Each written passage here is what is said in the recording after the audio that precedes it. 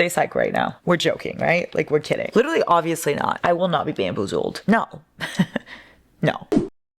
Hello, my shiny baes. Hello, my besties. It is officially time that we start our July TBR, okay? It's kind of late that I'm doing this because I am already a week into July, but like totally fine. I am up to the challenge. As you guys know, my mom chose my TBR. I have a whole video on that if you want to go watch that so you know which books are going to be here. I'll wait.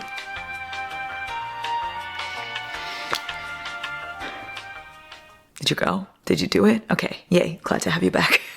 So in this video, I will be reading said books that my mom chose for me. I'm going to be reading every single one. She told me that most of them are in audiobook format so I can listen. She knew because of my slumpy slump, okay? And then I think there's just like 3 or 4 or something that are not on audio that I'll have to Kindle read. But we got this. We got this as a team. Team? You don't want a handshake? All right, let's do a little team thing, okay? Ready? We say, go team on 3. 1, 2, 3, go team! Did you do it? Okay. Anyway, this is gonna be non-spoiler reading vlog, just like all of my reading vlogs. However, I will be reading out of context quotes and thoughts and feelings and emotions and reactions. This is not one of those reading vlogs where you watch me read and it's like aesthetic and cute and beautiful. I simply cannot do that. I wish I could, but I cannot. We all have our weaknesses, you know, like Superman, Kryptonite, Larry, aesthetic. So besties, let's get started and read my mom's choices. I'm scared. I'm about to go inside, Pick and Save to go grocery shopping. Pick and Save is a grocery store here in Milwaukee. It's kind of like Publix in Florida. I'm so used to Publix though. I miss Publix so much, like Pub Subs. I'm about to go inside Pick and Save. And guess what? I literally downloaded the Leave Me Behind audiobook to listen to while I grocery shop. Because here's one thing about me. I can't do anything without having something in my ear holes, right? I have to have my mind occupied at all times. Oh, I'm so excited. I'm so excited. Leave Me Behind is book number 1. I can't wait to see what this has in store, okay? It's by K.M. Moranova and it's narrated by Isabel Turner and Walker Williams. I will say I listened to the prologue on the way here and his name's Bones, which is interesting. Well, his name's not really Bones. His nickname is Bones, I guess. His name is, I missed it, Bradshaw, Bradley, something with a B is his name. But for now, we're gonna call him Bones because that's all I know. And he wants revenge on the Riot Squad. He was part of the Malim Special Ops Squad and he wants revenge on the Riot Squad because of something that happened in the prologue. And I guess now they're gonna meet. Something like that. She was in the Riot Squad and now she's gonna be in his squad. I know nothing about special ops, clearly. As you can tell, my knowledge is very limited. And by limited, I mean non-existent. I'm back from the store. Look at the flowers I got, guys. Oh, it's so pretty. I love yellow flowers. I wanted to get the sunflowers, but they didn't look very healthy at the moment, so I didn't get them. I should have gotten them though, because I feel like nobody's gonna get them.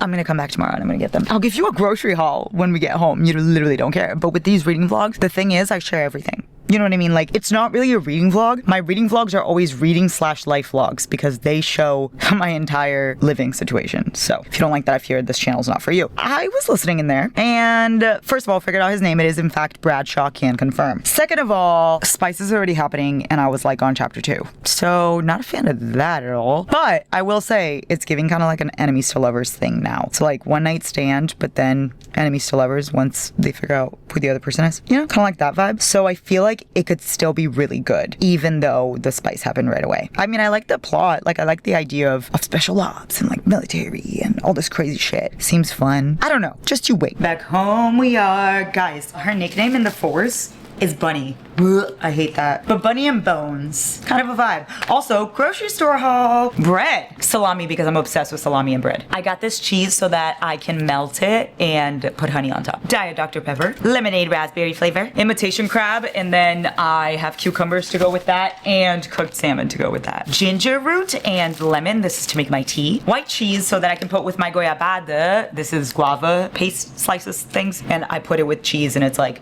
Romeo and Julieta in Brazil. And I posted that on TikTok and a lot of people said it's in other Latin cultures as well. So that makes me really happy that we all eat this delicious snack. If you haven't tried it, please do. Chickpea rotini for me to make tomorrow for me and Giant with ground beef pasta. And then I'm so fucking lazy that I literally got these rices so that I didn't have to make rice. I got like the Spanish one and brown rice because I know how to make rice and I know how to make really good rice, okay? Because I'm Brazilian. I know how to spice shit up. I can make good steak. I can make good ground beef. beef, good rice, good beans, good everything, honestly. Like, I really can cook well. Like, I can cook Brazilian food really well, but I don't want to do it. I got flowers to put in the kitchen for our weekly flowers. Pasta sauce, because again, I'm lazy and I don't want to make my own sauce. Tomatoes, because Giant really loves tomatoes. And then I'm trying to be like good and hydrated, so there's that. And I already have Liquid IV. They didn't have any Alani's, and like Alani sent me a bunch of different flavors, but they didn't send me my favorites, which is sherbet swirl. And I tried recently the dreamsicle or some shit. It's like dream float. They didn't have that. So I want to get Dream Float and Sherbet Swirl when I go to Target tomorrow, because I'm going to need to pick up my antidepressant, and then I'll get it there. And also, they didn't have requeijão. I really wanted to find requeijão, which is like a Brazilian cream cheese. They didn't have it. I looked all over the Latino section. They didn't have it. Maybe they would have it at the Latin market. Stay so tuned. Anyway, her nickname? Bunny. His nickname? Bones. And as it turns out, they are literally partners in this Dark Force co-op thing. So let's see what happens. I literally only have like 2 hours left. I was enjoying it yesterday, right? And now I have a little bit of different thoughts. I hate the nickname Bunny, that's first of all, but I can forgive it because it's like, it's not a nickname he gave her, if that makes sense. Like, it's a nickname that everybody on base and stuff uses for her. So I guess I don't really mind it that much, but I still am not a fan. I am not a fan of this. Are you ready? Every time you talk, I want to shove my cock in your mouth. Oh, that's no. In the sense. Sir. And then, you want my seed inside of you? Milking my cock for cum. Excuse me? It feels like a love story between her and her past love instead of him. Like, obviously I know you don't forget your first love and like all that shenanigans that these books teach us, but I don't know, it just feels like a love story between her and that guy. Like, I feel like there's a certain way for you to make a second love kind of story where like the first love dies or something. There's a certain way for you to do that without making it seem like they're still in love with that person. And I feel like it's just not feeling that way. It just feels like she's still in love with the first guy. I don't know. His brother, this book just keeps going downhill. Guys, his year is gone. Like Vincent van Gogh. Why did Vincent van Gogh's year come off? Like, what happened? On December 23rd, 1888, Vincent van Gogh cut off part of his year during a mental breakdown. Oh, he wrapped the severed year and gave it to a prostitute at a nearby brothel. I love that he gave her a gift, the gift of his year. Anyway, now this man doesn't have a year either, just like Vincent van Gogh. Guys, I'm making the bed while I listen to the ending of Leave Me Behind. I literally have like 30 minutes left, so I'm just gonna clean a little. Oh my god, that's dirty. No.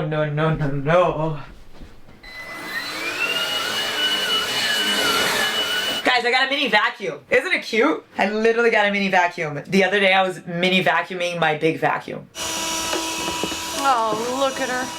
So happy. If only there were a smaller one to clean this one. Also, some updates. I told you guys that I redid my house, like redid my apartment and got new decor and everything. Yesterday, I put up LED lights all the way up there, and I did it by myself while Giant was at work. Guys, I'm like a home renovator. I'm Bob the fucking builder in this bitch, because I've been doing everything. I'm really happy with it. I'm really happy with the house. The next things I want to do is I want to get a new rug for the living room, and I do want to get I want to organize the kitchen. That's my next mission. And I still need to do the bookshelf. I haven't done the bookshelves. Like, I haven't organized all of them yet. I am gonna do that. So those are some projects I'm currently working on. And everything is like super clean and nice. And like, I have a queen baddie coming in every 2 weeks to clean my house. Of course, I got a Latina to do it because we just do everything better. You know what I mean? It had to be my person. It had to, because she knows exactly how I would like my things. And that's just what I grew up with, and therefore it's just what I like. So she's coming every 2 weeks to clean my house, and I'm keeping everything like super organized until then. And I'm just loving the vibes, honestly. Like, I just finished my rehab program, and something I learned there is that having structure and having a clean environment and focusing my OCD on something else rather than letting my OCD thoughts fester and doing compulsions and stuff like that. Like, one of my big compulsions was checking, researching, reassurance seeking. Like, I would ask my mom and Giant and stuff the same questions over and over and over and over again to kind of try to get some reassurance, even though they obviously don't know the answers to them. It would be like, promise me you won't die. You won't die. Like, tell me you won't die. And I would do it a million times over. And focusing that energy into a different outlet, like keeping my house clean, going to the gym, taking walks, like healthy outlets have really helped me. Literally, who cares? I did not say a single thing that's relevant in that entire tangent. The point is, I'm finishing Leave Me Behind. And shit is going down right now. Like real bad shit is happening. And I feel nothing, because I don't care about the couple at all. But the plot's fun. What the actual fuck is happening in this book? I knew some shit was gonna go down, but I did not know it was gonna be some fuck shit like this. I already hated this, and now you just made me hate this more, because what the fuck? And so long too. Bitch! No, you got me so fucked up. Oh, that's the other side. You got me so fucked up. Oh no. Ta-da! Slay! I put all of my bedding stuff and like house stuff on my Amazon storefront. Should be under house or something like that. Oh my god, also, you wanna see my new painting? Look at her. Oh, I love her. Oh, I love her. So see, I want to change the rug. I want a bigger rug. I want a bigger rug to go all over there. And I want new stools for that. And I want new stuff for the kitchen. I want to organize the kitchen better. But Giant and Lauren were like, hey, calm down, girl. You're doing too much. And they're so right. I am doing too much. But once I start, I can't stop. And that's the problem. So I'm trying to hold myself back. But I'm cooking. I'm cooking things up. Look, this is what the house looks like right now. Well, first I have to clean still. But this is the vibe. And then, hi. This is the vibe there. This is the vibe here. I just have to put laundry away. I'm gonna put that away in a second. And there's my mini vacuum. Oh my god, also look at Beepster's new cat tree. Oh, I love her. And look, I organized also like all of our clothes and stuff like that. I organized the bathroom. I organized all of this, and like I got a label maker and I wrote like everything. And I got a new shower head. Wait, I literally put up a new shower head. And like I organized the shower too. Look at that. Oh my god. Isn't that cool? So we have officially finished Leave Me Behind. So I didn't like it.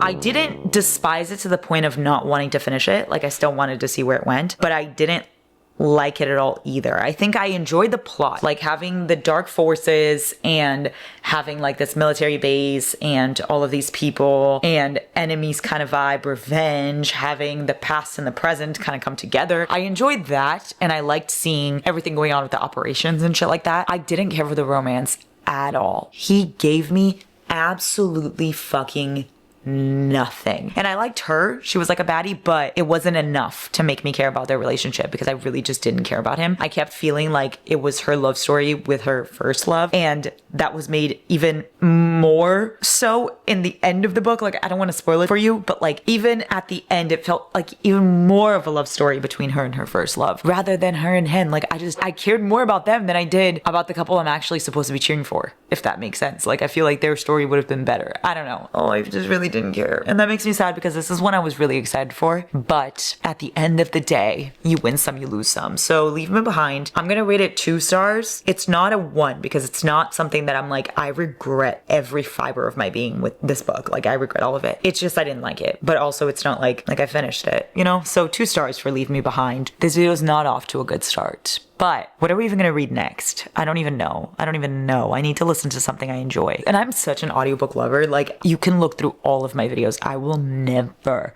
bash audiobooks. Like, I fucking adore them. And to me, that's such a great form of consuming a book. And I'm in my TV show era. I finished Friends. Did I tell you guys that I finished my Friends rewatch? And obviously I have all the shows I watch for the first time, like Abbott Elementary I'm watching with Giant. We have The Walking Dead. I tried Euphoria. I don't know if I'm gonna continue that, because guys, I'm not having a good time with that. And obviously I'm watching Love Island, like all those things, but I rewatch always a comfort show, and that was Friends for the past couple months. I think it was like 2 months. Wait, when did I start Friends? May 18th I started my rewatch of Friends. Now it's July 9th and I finished. That's so funny. That's like 10 seasons. Slay. Anyway, I asked Giant what he thinks I should rewatch, like a comfort show, and I was like thinking Jane the Virgin, Gilmore Girls, but like I always rewatch those. Baby Daddy I rewatch more times than I can fucking count.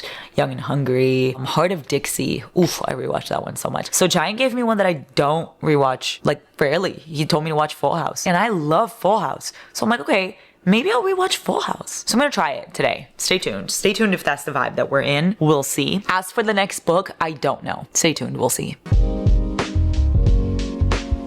It has been decided by me, myself, and I that I'm gonna read the Heartache Duet. next by J. McLean. The first one is Heartache and Hope, and then it's First and Forever. And I'm just gonna read those back to back because they're about the same couple. But I need something like not dark at the moment, just for a second. And then I need to just binge all the dark ones back to back. You know what I mean? That's kind of the vibe I'm going for. So I'm gonna start listening to this one. There's also audiobooks for this one, and my mom downloaded it for me. So there's a couple that don't have audiobooks, like Heavy and Desperate Run and stuff. Those don't have audiobooks. So when I get to those, I'm gonna have to Kindle read, and I'm gonna have to just kick my slump's ass. That's what I'm gonna have to do, even if it takes me forever. Anyway, so I'm starting the Heartache Duet. I'm excited. And I already have thoughts, guys. The way that started, a grenade, excuse me, the way I was not expecting that at all, I will say. Also, this is like a high school romance, and he is a basketball player who wants to go to like D1 basketball in college and shit like that, and he wants to go to the NBA. And then she has like a really hard home life, and she's kind of maneuvering through that. It reminds me a little bit of Unsteady, that kind of vibe by Peyton Corinne, which I love. So I'm excited to see where this goes. He's very Troy Bolton coded. No, he's not. Also, he used to live in Tallahassee, guys, and now he doesn't anymore. But Tallahassee, my stomping grounds. I literally went to FSU. Guys, I think I was talking about Tallahassee the other day. I was giving people recs who live in Tallahassee. Anyway, I miss Mr. Roboto's. I miss Brewster's. I miss Super Peros. The Union. Oh, I miss the Union. The Chili's at the Union. Used to be so good. A couple thoughts. This man's name, like not the main character, don't worry, thank God. The main character's name is Connor and her name is Ava. But there's like a side character and his name is literally Peter Parker. Excuse the fuck out of me. Also, this quote, guys, I'm not here to make friends. I'm here to make plays. I literally love that. Like, he's so Nathan's guy. I also really like Reese. I don't know if he has a book, but I really like Reese and I really like Tyler. I think I'm gonna color this one. I literally already got through so much of the audiobook just trying to pick what I'm gonna color, but I think I'm gonna do this. Guys, this book is so cute. The balloon, like the single balloon in his doorstep, the fireflies. If you need to believe magic exists, just look at me. Guys, like look at these quotes. Are you ready? When the world is at its darkest, that's when magic appears. I'll travel through time to get to you. You're something else, Connor. You're something more, Ava. They're so cute. And these chapters are so short. And they're like that awkward kind of teenage love. It gives me that vibe. Like the same vibe that you feel with Johnny and Shannon, where you're like, these are like, they're just so cute. Because like it reminds you of that feeling of like a first love kind of feeling. And so innocent and so cute. And just like you feel such emotions. It's like that. You know what I mean? Like I don't see them and I think like what I think when I read God of Malice or some shit. Where I'm like, oh my God, hot. I see them and I'm like, oh my God. This is so fucking cute. You know, I'm loving the vibes. Also, in case you're wondering, I quite literally spent so long picking out my color palette and all I've done is this. And then I got a snack and my hand's kind of hurting, so I'm going really slow. So that's what's going on with me. But this book is so good. Several updates. Love, you can see Giant's doing his exercises for his nerves. Pinch nerve. Everything that could have gone wrong went wrong with this picture because I started fucking up, and the more I started fucking up, the less I was like thinking about it. I just kept fucking up over and over again, and it turned out fucking awful. So I had to just put rain everywhere. I was trying to do like dark on the outside, light on the inside, but then this is where I started to go wrong because I tried to do like a glow effect on the coffee and it didn't look good, so I tried to cover it up, but then that made it worse. So then I kept trying to cover it up, made it worse again. So I was like, okay, let me leave it alone, and then I tried to move on, and I was just like, let me just add rain everywhere and call it a day. So this page is unfortunately not the best, but she's there. And I will say my hand was hurting a lot, so for a hand that was dying, this is actually not disgusting, but it's also not my best work. You know, I feel like I'll do better later. Stay so tuned. Also, I got a new coloring book that I really want to use. This is the Day to Night coloring book by Bobby Goods. And you start with the person's like the little bear's day, and you go all the way into nighttime when she falls asleep. So I'm very excited to do this one. And I'm gonna do this one in order. I'm gonna do it in the order that it comes with. So I got to chapter 33. It says 34 here, but on Audible it always says a chapter ahead for some reason. But anyway, 34, which is 33 in the book, and it's so good. It's so cute. I love him. He's so understanding. He's so cute, and she's so sad and adorable and soft, and they're just so cute together. It really reminds me of Unsteady. Like, it gives exactly Unsteady. It gives that Sadie and Reese feeling. Her name was Sadie, right? Loving the book. Reporting live from the iPhone cam, because let me just tell you what's been going on, okay? I am listening to the first book in the Heartache Duet, and I fully finished it. Okay, but the reason why I couldn't update you is because if you can see by my eyeballs, I'm so tired, and that's because I'm currently in jury duty. I quite literally became a citizen like 2 months ago, and I'm in jury duty. What in the actual fuck? How does that happen? I literally showed up at like 7:30 and Giant dropped me off and then parked at his job, and like I have been there since 7:30. It's now 12:30 and they let me out for lunch. 8:30, 9:30, 10:30, 11:30, 12. Oh my god, I've been in there for 5 hours. Oh my goodness. They let me out for lunch. So I went and picked up Chipotle. I walked to the car and I drove Chipotle, and I'm gonna eat my Chipotle and continue listening to book 2. I'm gonna give you some updates in 1 second. I just need to eat the Chipotle. But apparently I'm not allowed to film inside the courthouse, which is just like really inconvenient for me because I had so many updates on the book, you know? Also, look at this, guys. Juror. I can't tell you anything about the case. Don't ask me. I ate my food and now I'm even more tired than I was before. Guys, I got like 10 seconds of sleep. Did you sleep at all? Yep, got a solid 15 minutes. Anyway, now I have to go back. But thoughts on the book so far, guys. Book 1.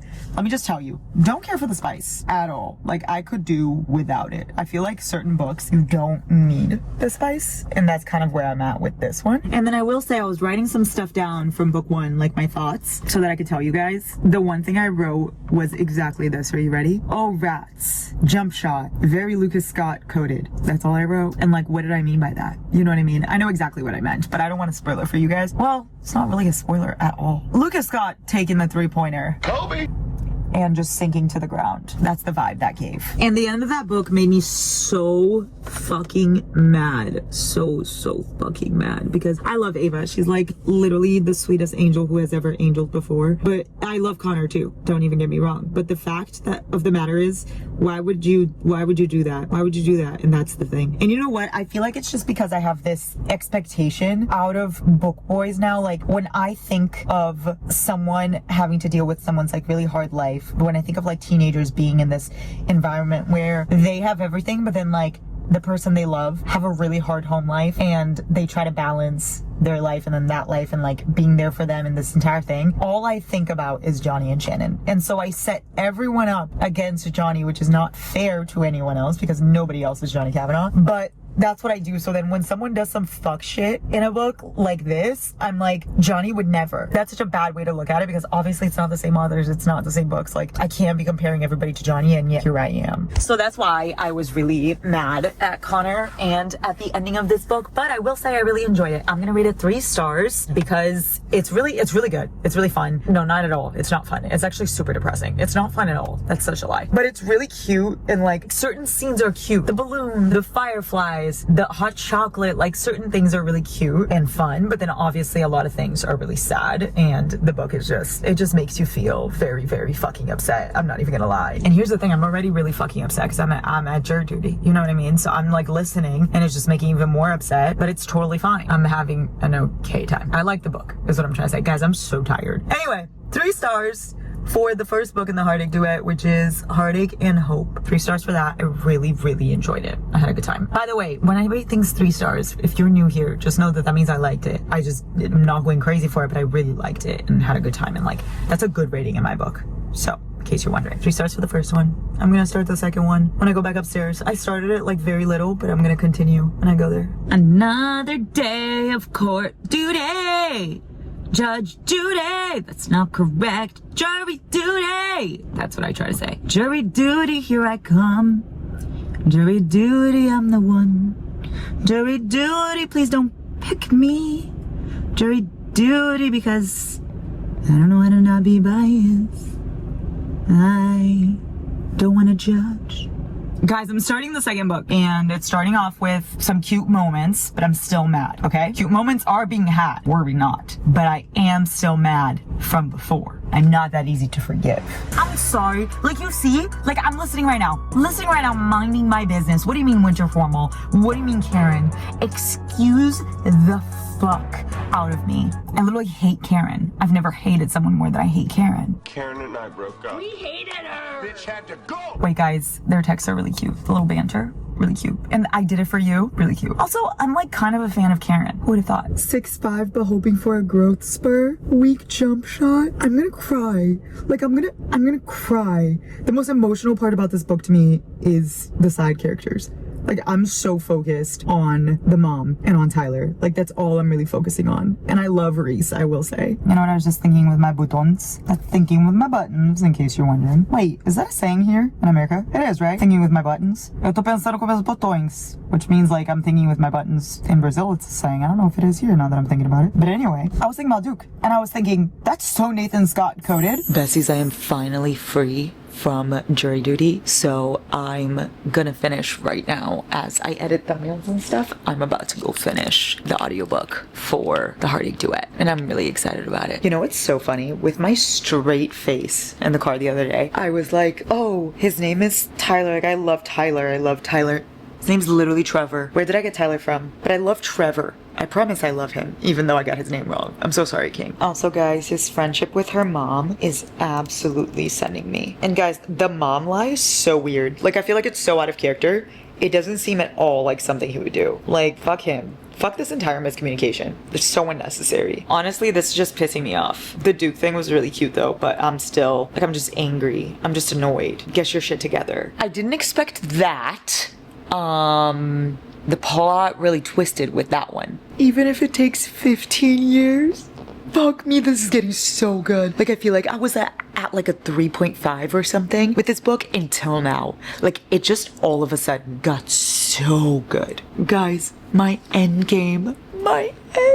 And Trevor and Mrs. D and everything coming together, like, for love and basketball. Is that a little cringy? Kind of, but yeah, I love it. Besties, we have officially finished the Heartache Duet, book 1 and book 2. Book 1, I will say I'm giving 3 stars, like I told you guys already, because a lot of it I didn't like, right? I feel like it was the setup. And then book 2, absolutely just fucking so good. So like book 1 I still liked, which is why I'm giving it a 3. Like I told you guys, a 3 is a good rating for me. I still really liked it, and I was invested in the couple and invested on what was gonna happen next. But then book 2, what the fuck? Like, I don't know. Like, at first I was like, oh, I feel like this could also be a 3-star. Could be something I enjoy, but not that much. But then I feel like the second half, like the ending was so good. Like, yeah, some of the things the characters did throughout the book were out of character, but like, they're like teenagers. You know what I mean? So like, them making immature decisions and being stupid and having miscommunication and stuff just makes sense. And once I got over that hump, I just became obsessed. So 3 stars for Heartache and Hope, and then 4 stars for First and Forever. Highly recommend. And I'm glad we got something like cute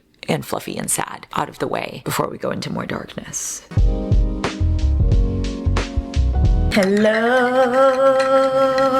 guys, I literally right now I'm going to set up new LED lights on the baseboard of my living room, or at least I'm gonna try, and I'm gonna set up a new printer and all that stuff, and then I'm gonna start getting ready. So while I do all of that, I'm gonna start this right here. I'm gonna start I Will Break You and then I Will Mend You by Gigi Sticks, which is the Pen Pal Duet. And I will say I'm just right at the beginning, but I like this narrator's voice. I don't think I've ever heard this narrator before, but I really like his voice. His name is Theodore Ziffer. It's a dark stalker romance, and I will say the list of trigger warnings is very extensive, so stay tuned. I will read them out loud to you when I actually sit and get the book on my Kindle. Let's see what the dedication is. To all the girls who ever wanted to be the hot serial killer's last meal. That's what the dedication said. What the fuck? Guys, I'm putting the LED lights, okay, on the baseboard, and I'm listening to this book, and let me just tell you that I have no idea what's going on.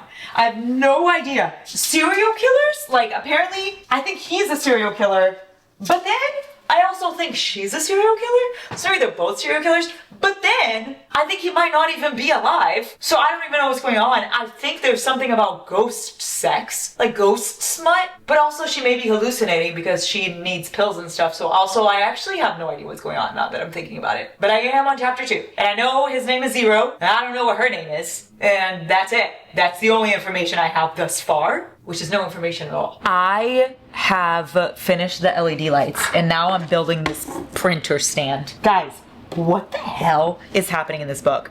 Now there's a priest there or something. There's like Zero with letters with pussy sense. I can't even give you like an idea of what's going on because I don't have any. I'm just sitting here confused as fuck. And she doesn't remember anything, guys. She doesn't remember anything. A dildo from the mold of his erection. A dildo from the mold of his erection. And now, of course, there's another body. There's literally another body. Like, where does this body keep popping out of? Oh God, what's going on? Guys, I'm actually so concerned. Also, this viral mugshot. And then the ghost, but like, is it even really a ghost? Oh yeah, Bob the Builder, yeah. Ta-da! Check out my printer table. Now I have to set up the printer. And in case anyone's wondering, this book is kicking my ass. I Will Break You quite literally has broken me. I still can't tell you what's happening. Guys, I slayed. I know you can't see me right now, but it's because I want you to see the LED lights.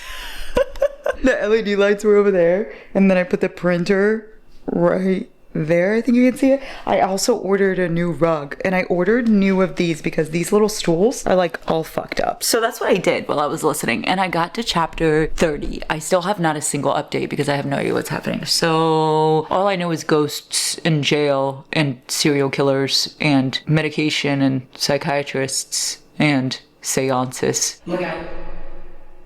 And molded dicks with piercings on them. Guys, I just did this for TikTok where I went and like actually looked at the trigger warnings of I Will Break You by Gigi Sticks because I had listened to them when I started the book, but I never actually read the trigger warnings out loud to you guys. Also, there's the nails. I told you I was gonna get my nails done, and I have some updates on the book too. But first, let me just read you some of these trigger warnings. I'm not gonna even read you the whole thing because look at this. It's literally like, and it's in alphabetical order. That's how fucking long that is. But are you ready? Castration.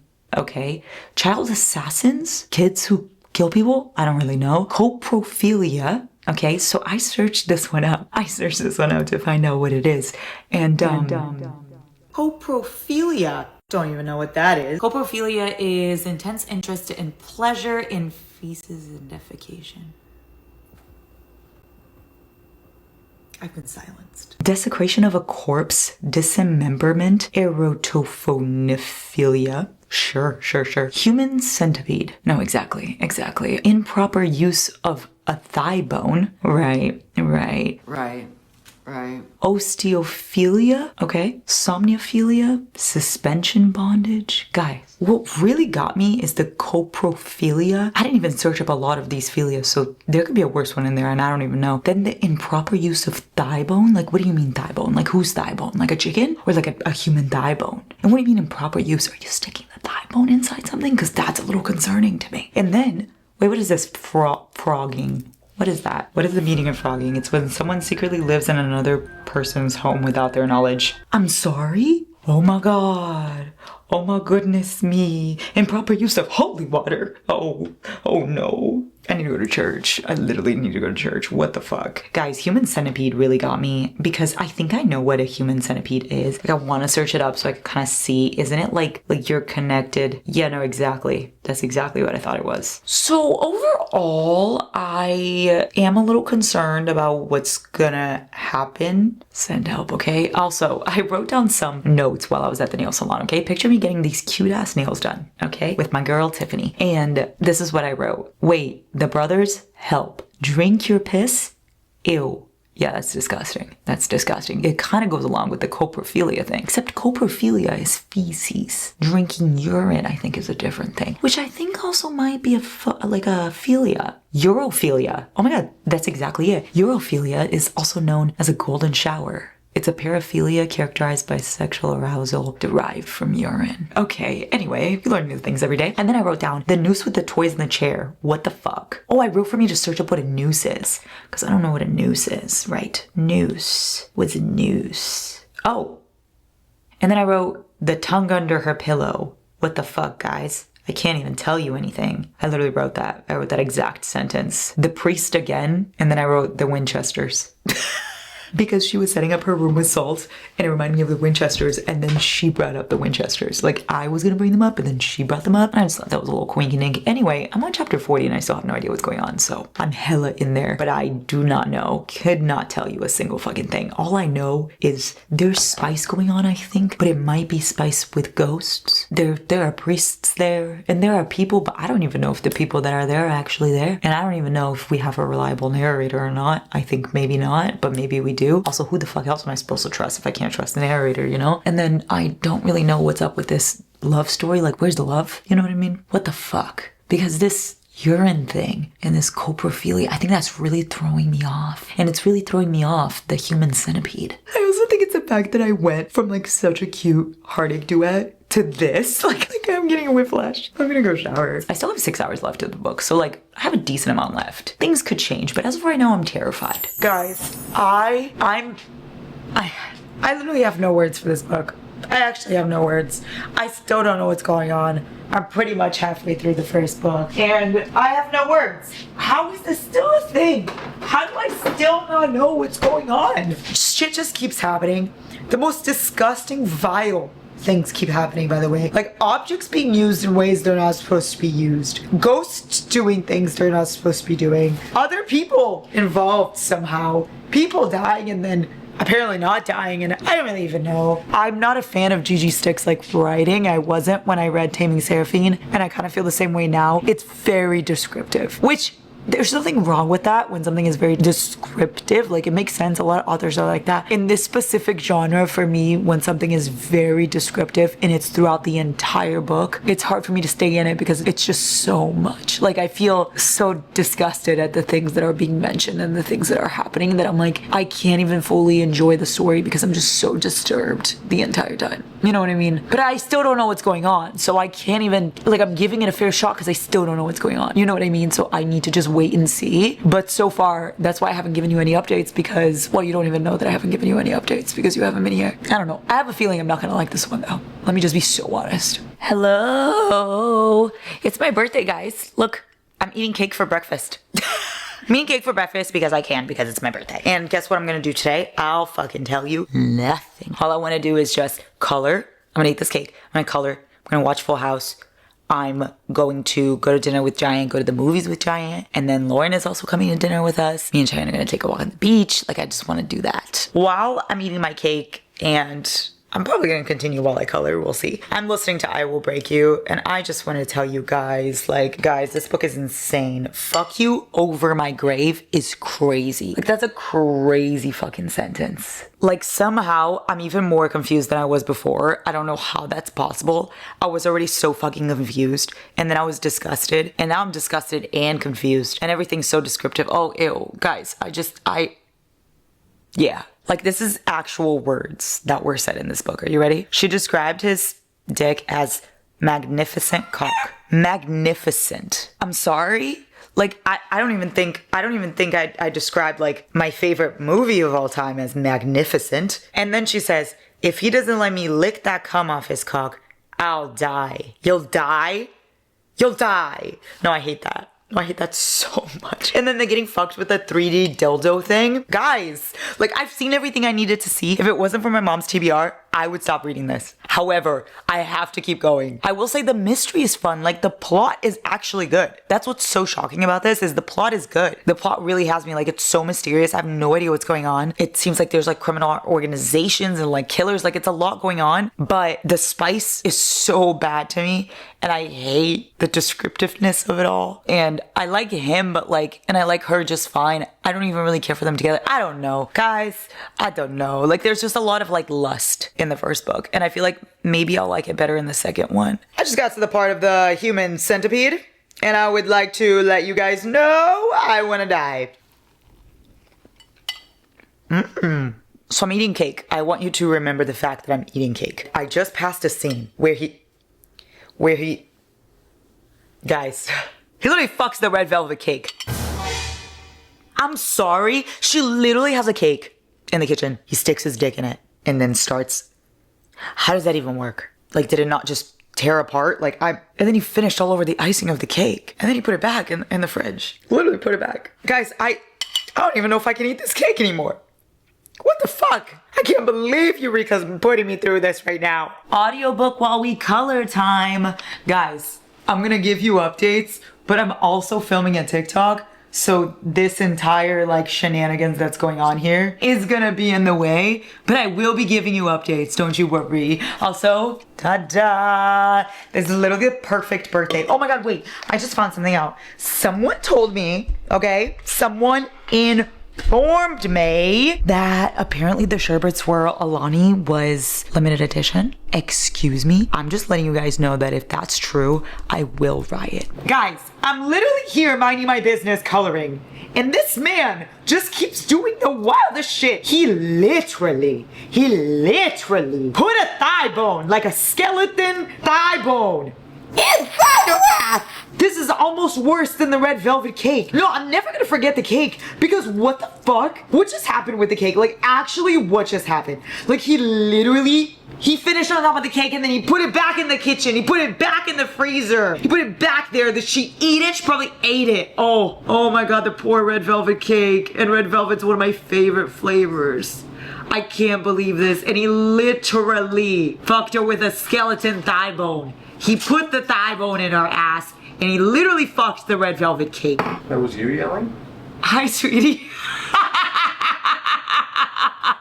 Giant's home. My Mellow. My mom is traumatizing me.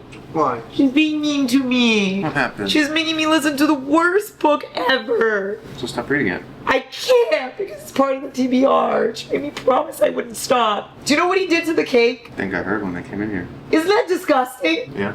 Love, did you hear what he did with the skeleton bone?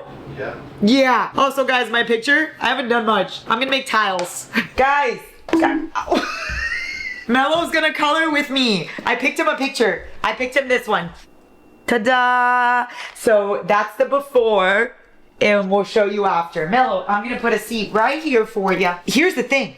You can't look at these markers and just willy-nilly pick whatever you want. I mean, you can, but you have to know that they come out different. Like, they look like this. But you can do, just have fun. You know what I mean? Like, just let loose. Okay. Just let the colors fly. Yay!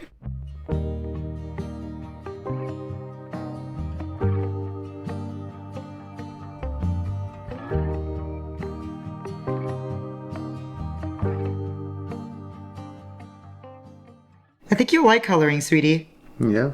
Update. The gun was giving Zayd Meadows. The thigh boned. The red velvet cake was ruined. Things are starting to kind of make sense, but I don't even really care. I have 40 minutes left of this book. Thank goodness. Guys, there's a quote that he literally said, I am your God and your fill in the blank is my ruling place. What the fuck? Like, after this, I need a fluffy romance. I need just like a fluffy, fun read. Or just something to do with like something so different, like sci-fi or thriller or some shit. Because what the... Actually, this is kind of thriller, but like sci-fi or something. Like, I need something so completely different. How's your coloring going, sweets? It's going. I have 40 minutes left of this book. I'm so excited to be done. But then I have book 2. Oh God. I have book 2. Oh, did I show you my picture? I did the base so far. That's all I've done. We'll see what happens next. I colored this. Yay! Mello's first coloring page. I really like it. Tell me thoughts and feelings behind it. What did you think? Did you have fun? Yeah, I outlined pretty much everything in black because I didn't like that I colored over it, but I draw crooked, so my outlines are all crooked. That's okay. But the whale's darker than I wanted him to be. That's okay. You know what you could do to make it really cool eventually? You could add shadows. Did you have fun? Yeah. Oh, I love you. Love you. Mine's not done, so I can't show. Okay, yours is nicer than mine. Oh no, I'm not done. Guys, I just got back from the dinner and the movies with Giant, and I finished I Will Break You. I don't fucking know what happened. The ending had me flabbergasted. I still don't know what's real. I still don't know what's going on. So I am, in fact, starting the next one. I Will Mend You. I'm not gonna rate the first one until I finish the second, because I need to think. Because as of right now, the first one's like a 2-star max, but probably like a 1-star, to be honest. Because I just can't do it. I just did not have a good time. But the plot is so interesting. I need to see it through and then see what I think. So stay tuned. I spit all over you. I'm so sorry. But stay tuned. I'm gonna listen to the second one, and then we'll see at the end of this how I rate everything. You know? And as for my picture, things are not looking good. Did I tell you my idea? Did I tell you I was trying to do a ghost? Because I'm trying to do a ghost, but things are not really looking up Larry right now. So I'm like trying to make the little bear the same color as the background. So then hopefully I can kind of make him transparent and erase him kind of thing. So he can be the same vibe as the book. As of right now, it's not looking great. I'm not even gonna lie. It's not looking great. Guys, did I also tell you about these? Because I'm really obsessed with them. These are the new flavors. I love it. Not sponsored, I just love it. So last you saw me, I was coloring, right? Let me just tell you that I got my picture to look kind of good. Like I was actually enjoying the direction I was going, but then I got really frustrated with it and I literally ruined it and gave up. I don't really know what happened. I literally threw a fit. Like a child. Look at this banana bread. I have figured out that I love banana bread. I just came to terms with this. It's funny because I don't like bananas. But what I was gonna say is I stopped coloring. I stopped coloring. That coloring is gone. I literally ripped it up and tore it apart. So we're gonna try coloring again tonight. We're literally gonna start everything over. Like it's gonna be just fine. I'm gonna try to do this one. I think I like this one. Wait, where'd it go? I think she's cute. I feel like that could be really cute. Hopefully. We'll see where we go. I still want to go for the same theme. Like, I still want to go for a dark theme. I still want to go with the audiobook vibes. I still want to try to make the little bear into a ghost. Like, I have the ideas. It's just the execution I need to work on. But you know what? This one, even if it looks bad, we're finishing it. Anyway, I told you I hated the first book, right? The second book is so good. The second book is getting so good. It's so much better. I don't know what the hell happened. Like book one, I would be like, oh my God, 1 star, I hate this. Book two, I'm like, I'm so invested. I love it. He's giving Zaid Meadows. This is giving Hunting Adeline. I love it. I love it. And now that I'm actually getting plot and shit like that, I'm really enjoying it to the point that I feel like it's good that I waited to rate the first book because maybe I'll change the rating for the first book because this one's so much better. It definitely won't be more than like a 2 or 3 for sure. Because I really didn't enjoy it. But like maybe the first one could be a 2 and this one could be like a 3 or 4 or something like that. You know, I don't know. We're gonna see where it goes. But for now, I'm enjoying this one so much better. I feel so bad for her. I love him. I love her. The story's a little bit all over the place. Like I still don't know everything, but I'm learning little bits and like gathering information. And I'm just having finally a good time. Finally. I feel like I deserve this. Round 2 of coloring time, besties. I'm gonna start this. And let's see how this is gonna work. Hopefully it works better than the last one, even though I literally didn't even show you what it turned out like. Before I destroyed it, this is what it was looking like. But I fear I hated it, so I did in fact scrap that one. Let's try again. I'm loving this audiobook. I'm loving it. I'm loving it. And this reunion is about to be so good. And oh, it gives me such Hunting Adeline and Hunting Adeline vibes right now. I am in fact loving it. But book 1 did traumatize me. So I don't really know where we're gonna go from here. Like I have no idea. Your guess is as good as mine. How I'm gonna rate this. Okay, guys. Things are looking up. Things are looking up drawing wise and things are looking up book wise because I'm fucking loving this. Like him playing along and like making sure she's okay. Him literally like cooking her and her bestie lunch and like bringing her bestie there to be with her and like playing along, letting her like letting her come to terms with things on her own and just giving her all the space. Oh, I literally want to die. And I wrote this quote. Ready? Just know if you need a sounding board, I'm here. Or a shoulder to cry on, I'm here. If you need a valet to hold your weapons while you tear through the city on a violent rampage, I'm here. I love that shit. Oh my God. How did this happen? He just made another red velvet cake, by the way. He made a red velvet cake to make up for the one he ruined. Like, why is it funny now? I was literally traumatized yesterday. And now I'm like, oh, 0. Sent fucking help. Like, immediately. Anyway, the picture's going really well. Guys, look at this. I like tried to do bricks in the background to kind of like, it's supposed to resemble the catacombs and like resemble her. I guess the catacombs, it's kind of supposed to resemble catacombs, even though I know that's not really what they look like, is it? Like catacombs like are like caves and shit, but I wouldn't be able to color this. Do you know what I mean? Like I can't do that. So I kind of tried the brick angle instead. And I just did some plants. That's literally all I did. Oh, and I colored behind the ghost. Like I want to make this a ghost, right? So I colored the objects that would be behind. Like I drew the objects that would be behind it. So like this picture would continue here. This chair would continue here. The painting, like the wall. I'm having such a good time.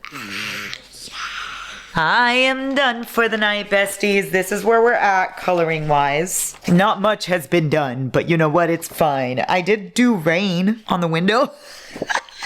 And I did the hearts and stuff. But I'm loving this audiobook. I got to, let's see where I got to so far. Chapter 63. So I still have 4 hours left of the book, but I'm loving where it's going. I'm loving learning more about the past and like actually getting answers. I'm loving her, I'm loving him, I'm loving the relationship. Like I'm actually really enjoying everything. And I don't know how the fuck this happened because the first book made me want to die. So here we are. I am now gonna go lay down with...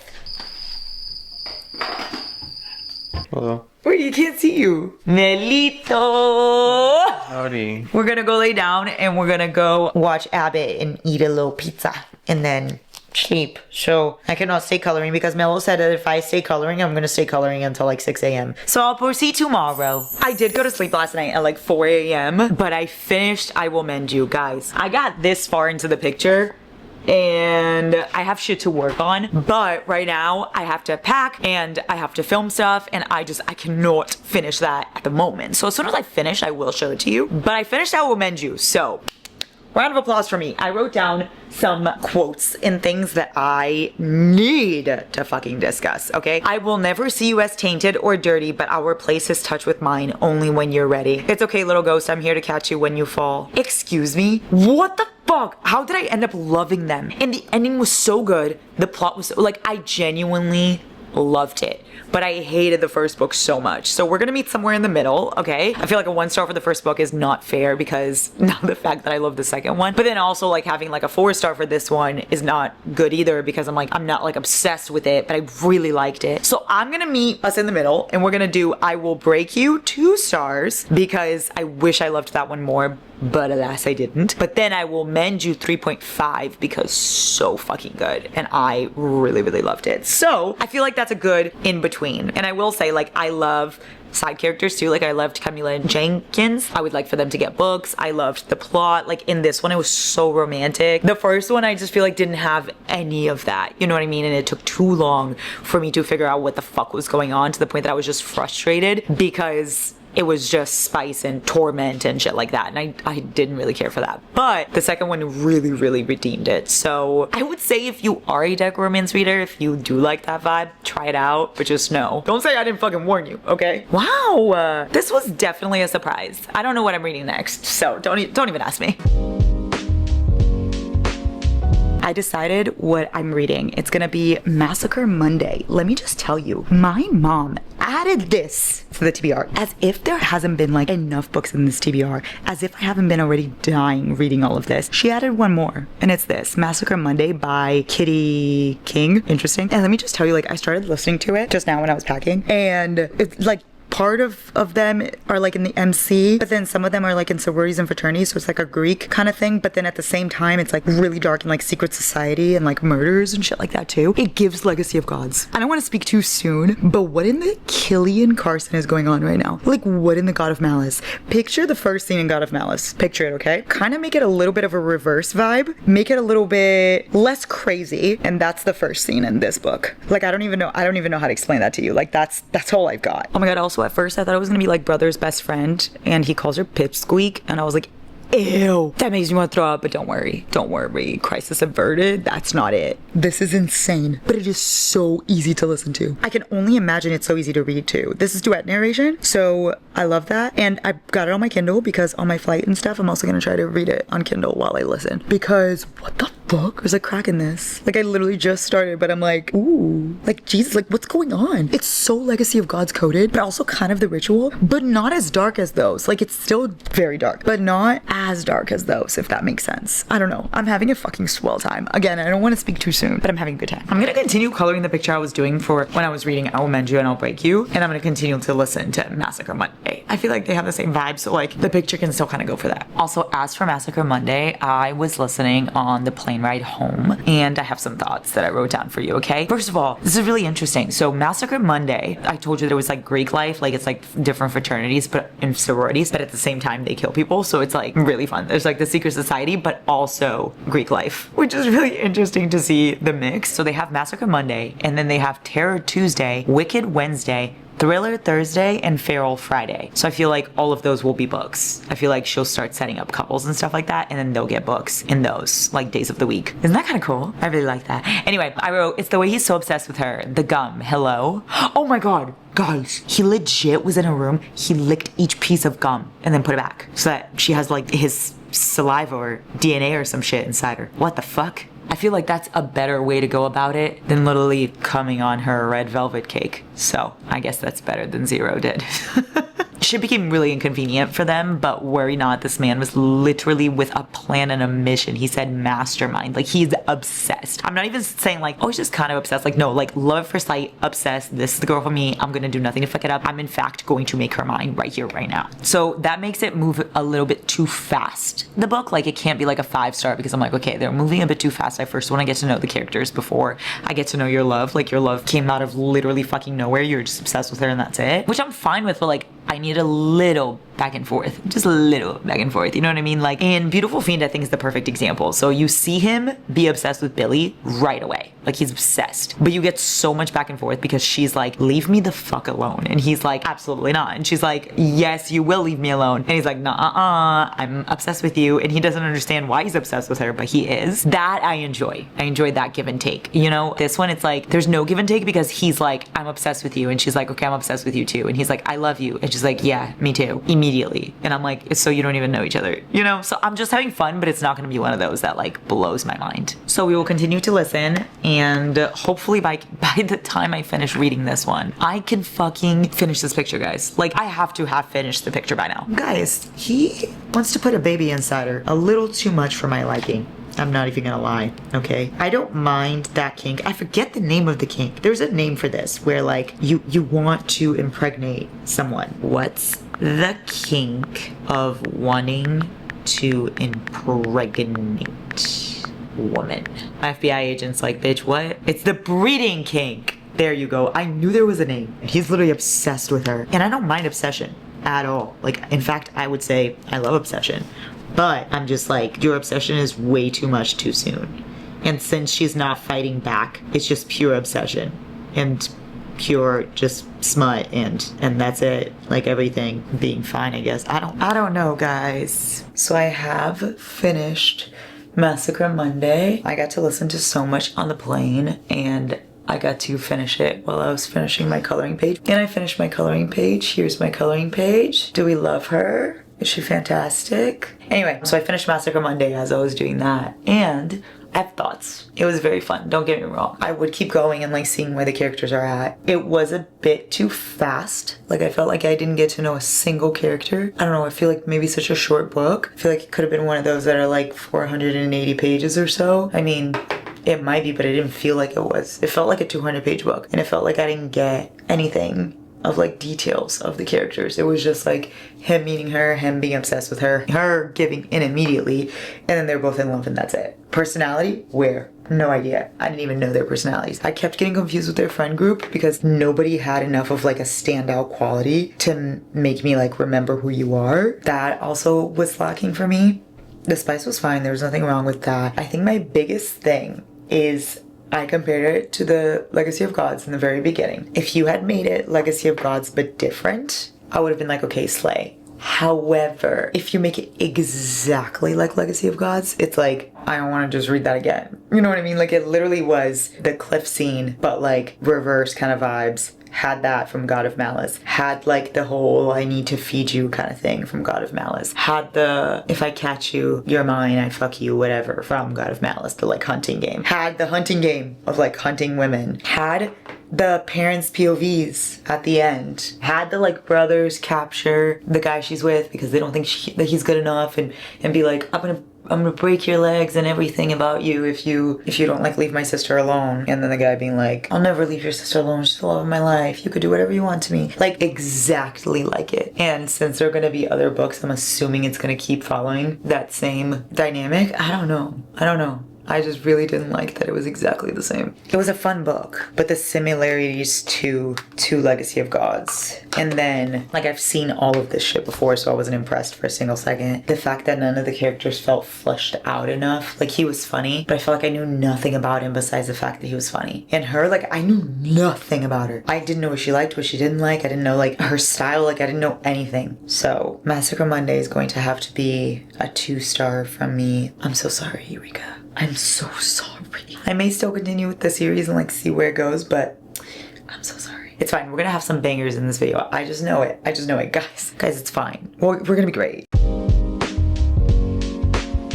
We're so back with the reading vlog, guys. I like took a little break from this reading vlog for a second. You guys didn't notice, but I took a break for a week or so to try to read other things, just to give myself a little cleanse. And now I'm going back in, and I'm going to start the one, the only Alabaster Pen by Nyla K, which there are several books from that series in my TBR. There are Distorted, Joyless, Brainwashed, and Fragments. So I'm going to be listening to every single one of these while I color, and then also Kindle reading them at night when I'm not coloring. Update, I have started Distorted. I'm literally on episode 7. I've started coloring my picture. I want to do like a more simple fall dark aesthetic. So far, I've only had one POV, only Dash. I haven't had the other person's POV. I actually don't know who the other person's gonna be because so many inmates were already introduced. But I love the premise and the vibes of like prison break, but make it a little darker because this prison is like in the middle of an island or something, and only the worst of the worst get sent there. Nobody even knows it exists. So it's like a really cool premise. I like Dash. I don't know much about him. I like him. The inmates are fine. The guards are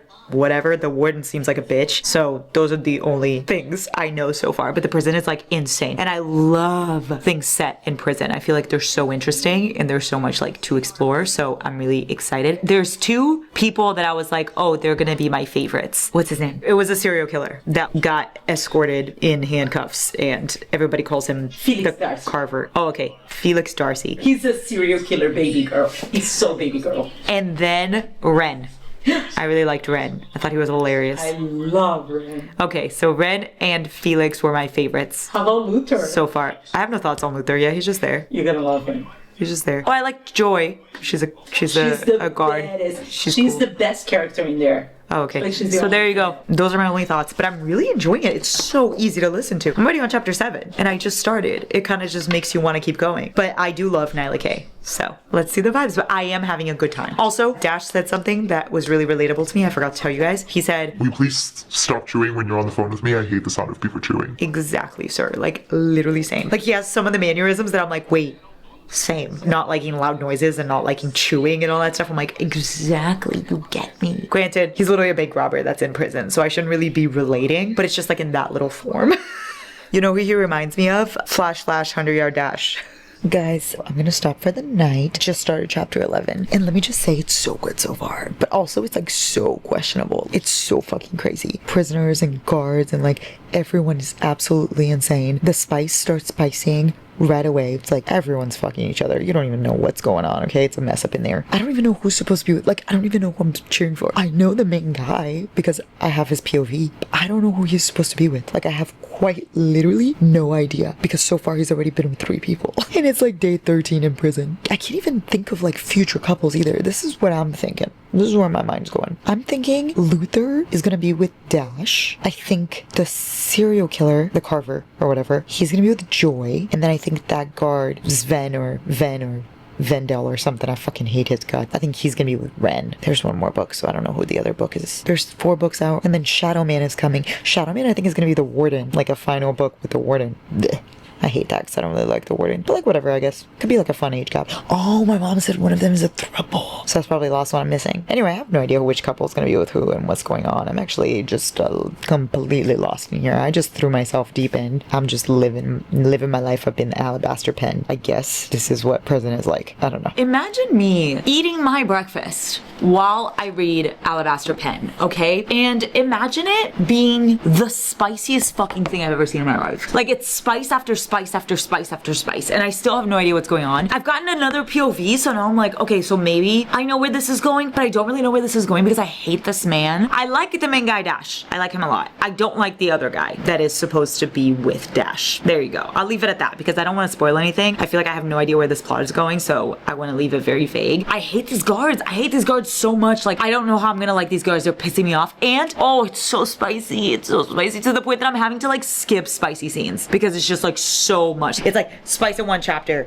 spice in another chapter, spice in another chapter, spice in another chapter. Like, there's no breaks for my brain, which I'm sure my mom loved, but I'm like, oh my goodness, this is too much. I'm also not a fan of any of the slurs, like, at all. It's in fact just pissing me off. Like, I get the concept of it, and I get that it's supposed to be like prisoners and they're pieces of shit and they're the worst of the worst, and like, obviously this is like a really dark thing. Like, I've seen it in Sons of Anarchy and stuff like that. I know that they use it for a purpose, but it's still pissing me off because it's just so much. Like with Sons, they did it like twice and then it was done to where I could focus on the plot because I wasn't so annoyed. But with this, I'm like, I'm so pissed off that they keep saying it. Like, please shut the fuck up. Guys, to be honest, this book is just, how do I say this politely? It's just literally everyone fucking each other. It's just literally dicks on top of dicks on top of dicks on top of each other on top of more dicks everywhere. What? What, Eureka? Am I lying? Yes. No. There is a lot of plot. I love the story. Yeah. But it's getting so overtaken by how much spice is in this. Like, not just a little spice, not just spice between only certain people. No, spice between everyone. And spice all the time. Every single page, every single chapter. I'm just like, I'm like desensitized to it now. And I hate these people. I like the inmates. I like Luther, Ren, Felix. I don't know what O'Malley is. Is he even there? I don't know. I don't even know if the guard is actually there because nobody else sees him besides this other dude. So I don't know. I like Dash. So that's that. No, I don't care for Kane. He barely is even there. And Joy. Joy is also barely even there yet. So I don't really know. I also wrote down some quotes that I must share because what do you mean? They literally said they're treating him like a lab rat because he murdered a bunch of people. He seems like a nice enough guy. Then again, we're in prison. Help. It's easy to see how he became a serial killer. He's too likable. What does that mean? Literally, what does that mean? Like, I went back several times to hear that part because I didn't even understand what he meant. So you're saying that anybody that's too likable becomes a serial killer? I'm out here shooting up everyone because I'm lovely. I also have no idea what's going on with O'Malley. Oh, wait. Are you ready for this? The guy that's making him give him a blowy, he's like, does this taste better than Rook's? His semen. Okay? Dash says that he doesn't know because he's not a cum connoisseur. Let me tell you something. Let me tell you something! Let me tell you something! Let me explain. This is the first book of the series. Yeah, I'm excited for the rest. This book is setting up this story. There is a lot of mystery in this book that you're not going to know until the end, the very end. And you need to understand that they're the worst of the worst. So obviously everything bad is happening there because they're in the worst prison ever that nobody even knows that exists, and they're just left there to rot. They have nothing to do. Nothing. They don't So they just all fuck each other. work. I'm bored. They don't have work. They can't even fight. Yeah, no, I know. Because like the guards are there on top of them all the time. Literally on top of them and behind them and backwards and everywhere. I'm gonna keep going, but just know that I'm shocked. I'm the story. shocked. But you already like this story. Yeah, I like the story, and I feel like I'm gonna like the other books. I just think this one, it might not be for me. This one might be like a 2-star. But I truly think I'm gonna love the other ones. But this one, like the amount of times that he called, the amount of slurs that this man says, it makes me not even want to be like, you know what I mean? No, because I really enjoy it. Whatever. Let me continue to color my cute picture. I'm adding details to my picture. Guys, Witch's Brew is back, but I haven't found it yet. Stay tuned. I'm gonna find it soon. I'm gonna continue this book. I will say it's very bingeable. Like, I want to know what happens next. I want to know what happens next, but I also want the spicy scenes to stop. I've had more than enough, but I feel like I'm not even, it's not gonna stop. I actually think it's divine. Yeah, it's not gonna stop. Guys, it is currently midnight, and I'm about to just snack on some goiabada with queijo, and I'm listening to Distorted, and I guess now things are getting cute. I don't know. I'm still so confused. I don't really even know what's going on still. I have a quote. All I want in the world is to grind my cock into his forever until we both come all over each other. So I'll leave you with that. I'm gonna continue eating my goiabada and listening, but I am on chapter 24. I feel like some shit's about to go down though. Michael Schofield in this bitch. I am going to bed, so I'm done for today. But the picture, did I show you guys how the picture turned out? She's cute, right? I really like her. Anyway, I am going to go lay down. I'm gonna finish the story tomorrow because I literally only have like maybe 2 hours left, and I'll let you know thoughts then. So far, it got good, but also like, oh, I don't know, guys. I'm so conflicted. It's good, but then it's crazy, but then it's like too much, but then it's too much spice, and then it just pisses me off, and then I feel everything as of right now. So we'll see how I feel tomorrow. Guys, I'm about to get ready for the day, and I'm going to finish Distorted as I get ready. I'm really excited. I have like an hour left. What is happening? This book is taking such a turn. I'm like, what? Like I figured, what the fuck? I figured something like that was gonna be happening, but also not at all what I thought. Thoughts were thoughting in my head, but not those thoughts. Those thoughts were in fact not thoughting at all, because what? I'm sorry, what in the hell is happening? Like, I knew something was gonna happen, obviously. I expected anything but that. Like, huh? Everything I knew. Huh? I have officially finished Distorted. Originally, guys, I was going to rate it like 2 stars because I was hating every second of it. As soon as I got to the middle point, like I loved the plot so much. I love the setting. I love everything. I hated the officer. Hated him so much. And then we got to like the middle point, and obviously I'm not gonna spoil anything for you, but I was fucking flabbergasted, shocked to my core. I would have been more shocked if I hadn't seen this reaction from my mom before, because she told me how shocked she was. She didn't tell me what it was, but she told me that there was something shocking, so I knew to expect something, but I was still like taken aback, and I would have died dead if I knew nothing. Like, guys, what the fuck? So that brought it up to a 3. So I'm actually rating Distorted 3 stars. I loved the plot, and I loved the story. I love the characters. I'm very excited to keep going with this series. So Distorted 3 stars. Who would have fucking thought? I am about to start Joyless. I'm going to be coloring this picture while listening to it. I have no idea who Joyless is about, besides I know that it's about joy because of its title. Yeah, I hate Felk. Oh, this is the thruple. I don't like why I choose or thruples, but I can do them if it's done well. So let's just see. So it will be done well. You will like it. Okay. It's so cute, actually. It is actually even more spice than Distorted. Oh my god, how is that possible, Eureka? I don't think it is. I'm lying. I don't remember, actually. Okay, the point is I'm gonna start Joyless. This book literally starts with spice already, just letting you know. I don't really want to get explicit, but someone did finish in his pantaloons, literally. Okay, here's the thing about everyone in this series. Every single one of them is like, oh, I am not into dudes, but I am going to fuck this one dude and several others all the time. And I'm like, so you are. And that's okay. But it's the fact that all of them are like this. Just Dash and Brooke. That's it. And Luther. But Larissa, Luther, because he's been there for a while. You have to understand the context. No, I understand the context. There's nothing to do with the context. He literally said, I want you to ride my ass, cowboy. Yeah. So why you feel that's a problem? There was this line in a book that I told Eureka that I had to pause the book for a second because I was like, not really in the mood for this right now. I don't get grossed out by those things. It was, he said, You want me? and she said, no, I want a chocolate milkshake. And then he said, I can drink chocolate milkshake out of your kitty cat. and then spit it into your mouth. That way we both win. The fuck? That's like Willy Wonka and the Chocolate Factory, but make it rated R.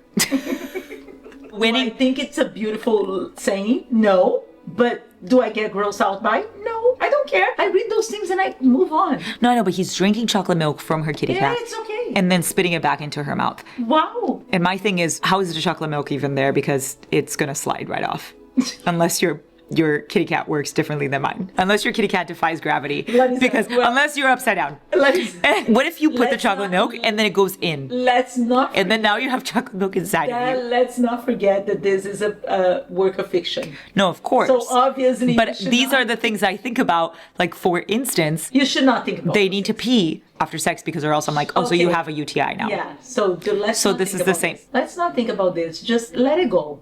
Let it go, let it go. Okay. Just let it go. Go for the vibes. This book is great. I've chosen my color palette. Stop screaming. Oh, because my headphones are on? My color palette is greens, browns, and pinks. I am here to make sure that she's not shitting on my series. I want her to listen and not judge.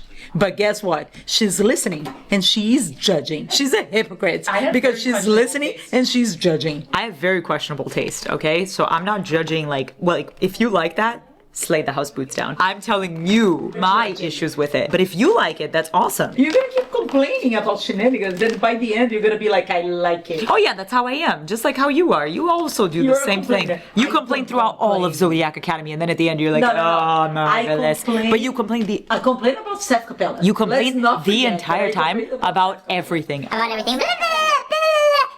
About Seth Capella. About everything. Guys, I'm on chapter 9. Joyless so far is good because I'm getting a lot of background, but I miss the prisoners. Like, in the first one, I feel like I was so invested in the prisoners' lives and like I knew so much about them. I got to know them little by little, and I want their stories. I kind of don't care about the guards, but I really like Joy and I really like Rook, and I actually am starting to like the other guy, I forgot his name, but I want to see the prisoners. Like, they're kind of all I hear about. The one I'm most excited for is Darcy, the serial killer. Guys, like, I'm so excited for that one. That's kind of the only one that I'm like, I need that book. And then Luther and Ren, I need that one too. But like, this is like fine. I feel like it'll be another 3-star, just like the first one, because the first one really surprised me because I hated the beginning, but then I loved the rest. That's why I literally got bumped up to a 3. I feel like the same thing is gonna happen with this one because it's just a good series. Like, Nyla K is just a good writer. The series is good. Like, could I do without all the spice?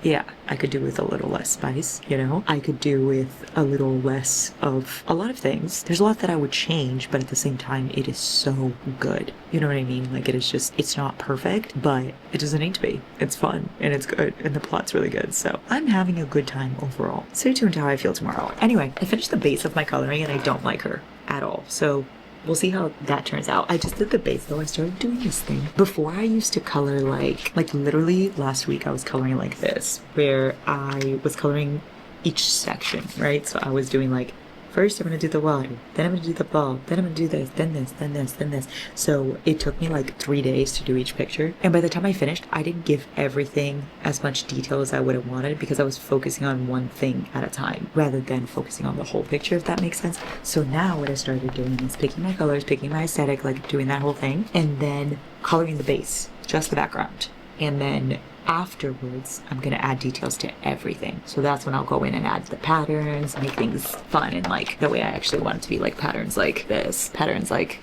this, like the flowers here, make the characters like that, you know, those kind of patterns. So I'm doing just the base. So at first the picture doesn't look that good to me, but I feel like when I add the dimensions, it'll be better. This may be a flop, but you know what? It's fine. You win some, you lose some. Guys, I listened on my drive and I wrote down a quote for you just now, okay? I need to learn how to blow his mind through his dick in my mouth. So yeah, I literally just passed a scene where everyone was fucking. Like, it wasn't just like one person, two, like it was like, no, it was like 6. It was like 6. Like, one person was fucking someone over there, then there's dicks being sucked over there, and then people masturbating over there, and everybody at the same time, and oh my god, there was so much cream puff in there, if you know what I mean by cream puff. I don't want to sound inappropriate. I am interested to know who the warden is going to be with. I think the warden gets the last book, which I hate because I hate him. I have a theory about him though, but I don't want to tell you because I don't want to spoil it, but I have a theory about his relationship with someone. But I want to know who his book would be with. I just want him to die. I also really love the Cherry nickname. Like, I love every time Vel calls Joy Cherry.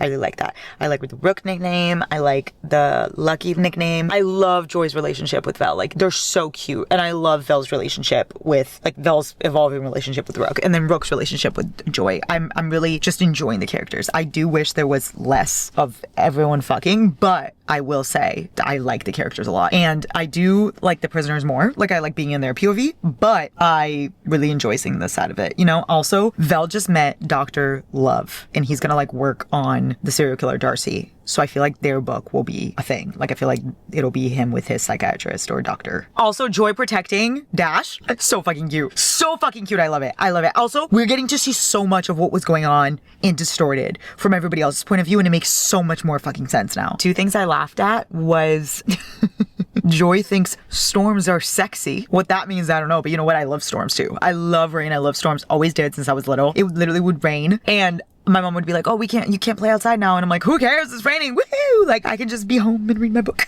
And I'm still like that. Also, Vel said that Ren is like the cyclone. Like, everyone has to ride. I finished Joyless last night, guys. I went to go color and finish Joyless. My picture looks so good, guys.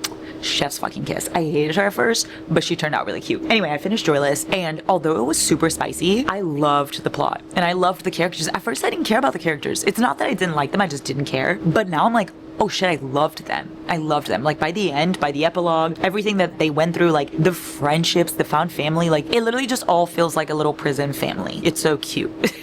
If criminal, why cute? You know what I mean? They're all so cute. The guards, like, everybody together. I don't know. It's a beautiful thing. It's like Full House, but they're all criminals. It's like Full House, But they kill people. exactly. Whatever happened to murder? The milkman, the paperboy, killed them both. Everywhere you look, everywhere, there's a heart in my hands 'cause I took it out. Everywhere you look. So I finished Joyless. 3 stars for Joyless. I ended up enjoying it just as much as Distorted. It's just one of those things where I didn't like both books in the beginning, and then I ended up really liking them. They're not 4 stars because I have a lot of complaints, but I'm very excited for the next 2. Like, the next 2 is what I'm excited for. The next 2 is what I'm looking forward to, because the next 2 is literally gonna be Brainwashed and Fragments. And I'm just so excited for Brainwashed because it's about the serial killer I love, like Darcy. Yeah, it's gonna be so good. Oof, I'm so excited for Brainwashed. That's the one I'm gonna read next. But 3 stars for Joyless. I actually loved Joy. I loved Val, I loved Rook, and them all together made sense. Like, it wasn't one of those thruples that, like, I felt like was forced. It made a lot of sense, and they all worked together really well. I loved, like, everyone expressing their sexuality so openly and, like, exploring things so openly, and everyone being very accepting of that. I really, really love that. I think that was my favorite part of this book, because I think Val is pansexual, and then I think Rook is bisexual, Dash is also bisexual, but then Kemp is gay. It includes everyone, and I really love that. Like, some people don't even like to be labeled. I really, really love all of that in the series so far. So let's see. I'm going to start Brainwash literally right now because I'm about to go in and start doing a bunch of tattoos. So I'm going to start listening to Brainwash, and we'll see where that goes. But Joyless, 3 stars, surprisingly so. Guys, I started Brainwashed, and I'm literally doing it as I'm getting tattoos. So I'm not talking because I'm literally reading on my phone and listening on my phone.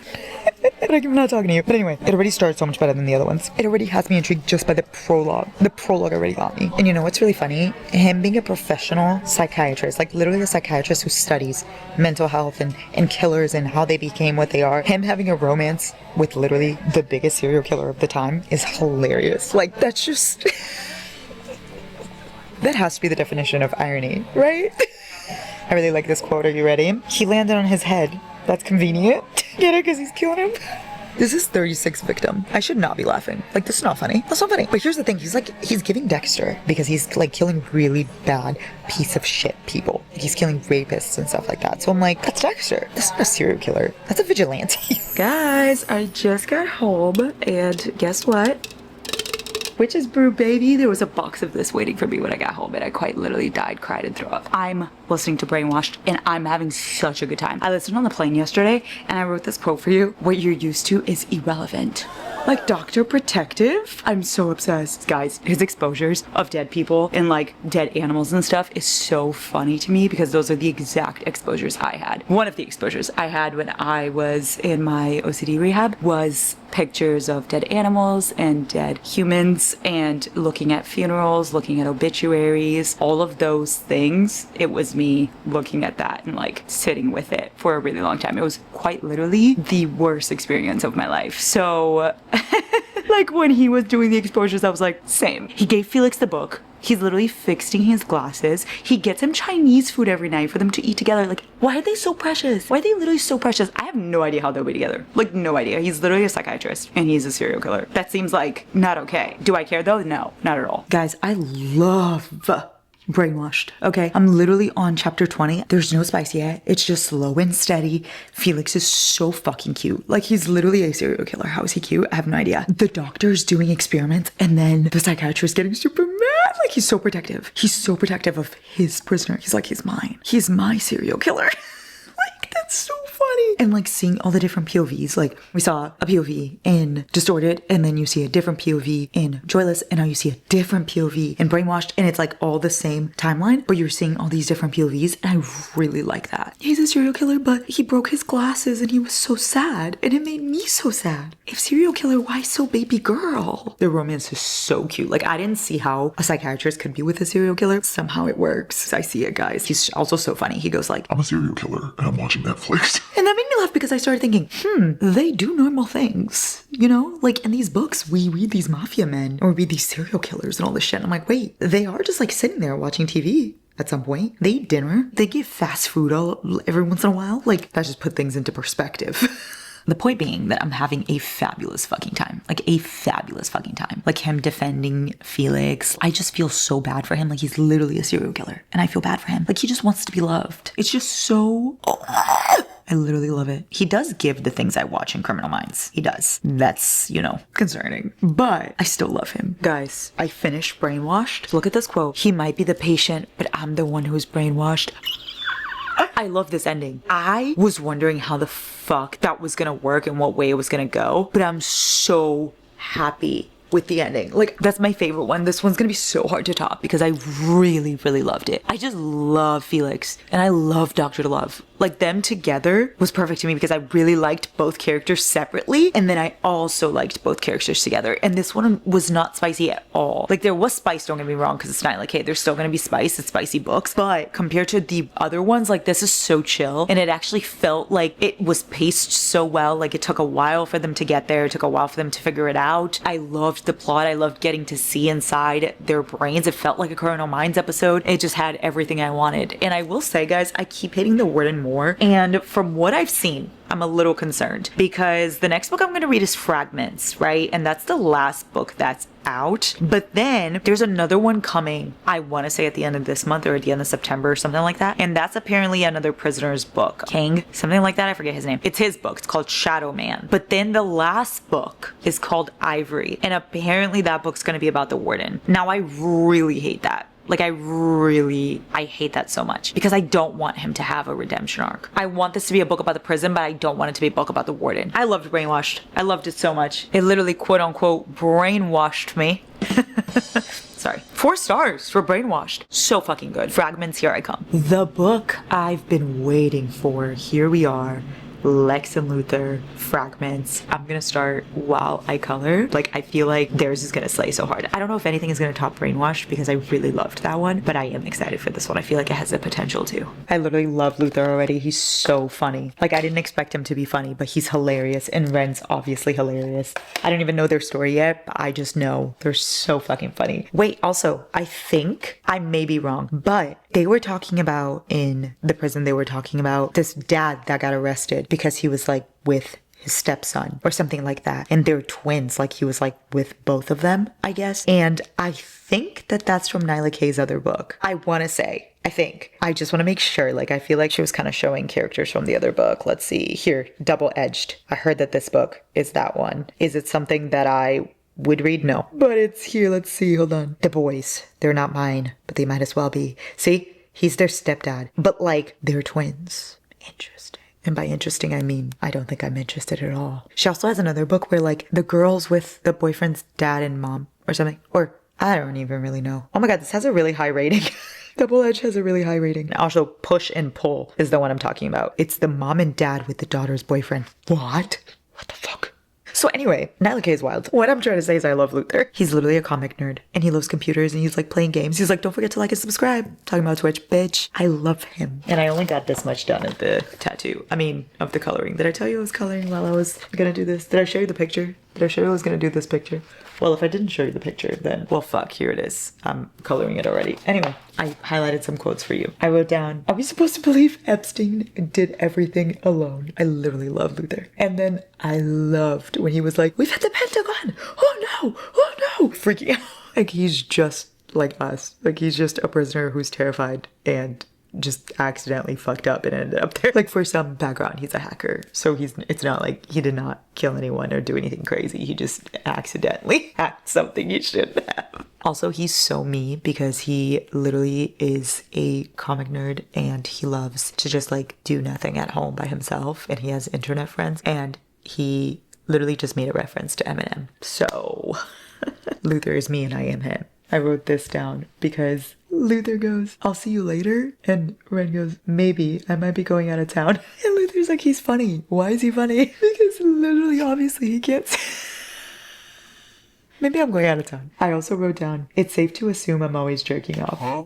And then I said, "Is sending me." Ren is so fucking funny. And he's funny in a way that like he's self-deprecating. Like he's like, "Oh, fuck me, I'm the worst." But he just accepts it and he's like really funny about it, which I love. I love that dark humor.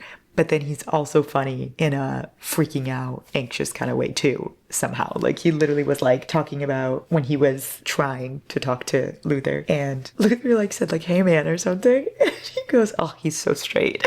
And then he waved and he goes, "Why are you waving? Why am I waving? Like, why am I doing that?" And he keeps calling himself like your girl. Like he's always like, "Your girl is hungry and is this and is that." And he's like, "Slay me." Like, what the fuck? Like they are in prison, did kill his parents and burned down a building and stuff. But like besides that, he's really funny. Anyway, I'm gonna stop for today. I'm back in my coloring chair. Like I literally only have 2 hours left. I listened today during the day. Guys, what the fuck? This is so romantic. This man literally has a tattoo for him. One of my favorite tropes. Like the fireworks.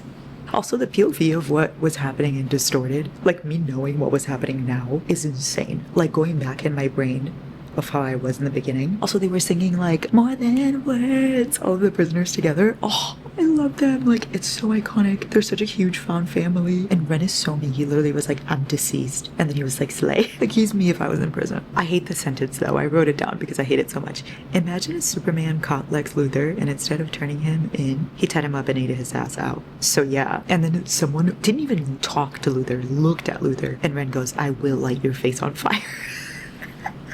And then he goes, "My goddamn kryptonite." I love them. No, I love them. I love them so much. I love Darcy. I love Luther. I love Dash now. I love Kim. I love the officers and Joy, all of them. I don't love King yet because he gets a book soon. So like, I don't love him yet. I hate the warden. Though the fact that he's gonna have a book pisses me the fuck off. I'm probably gonna rate the book 1 star, just letting you know. Unless they like overtake the prison and the warden doesn't actually get a book, then I'd be like, slay. If it's like an epilogue book, that would be really cool. Like I would really enjoy Ivory, which is the last book. I would really enjoy it being all of them working together to take down the warden and take over the prison, and everybody gets a POV and everybody's working together from different areas and stuff, like some kind of perfect type shit, but in prison. I'm gonna finish, and I'm gonna finish my drawing too, so stay tuned. I finished, and it's so good. It was so good. It had no business being so fucking good. I literally fucking loved that. I loved every second.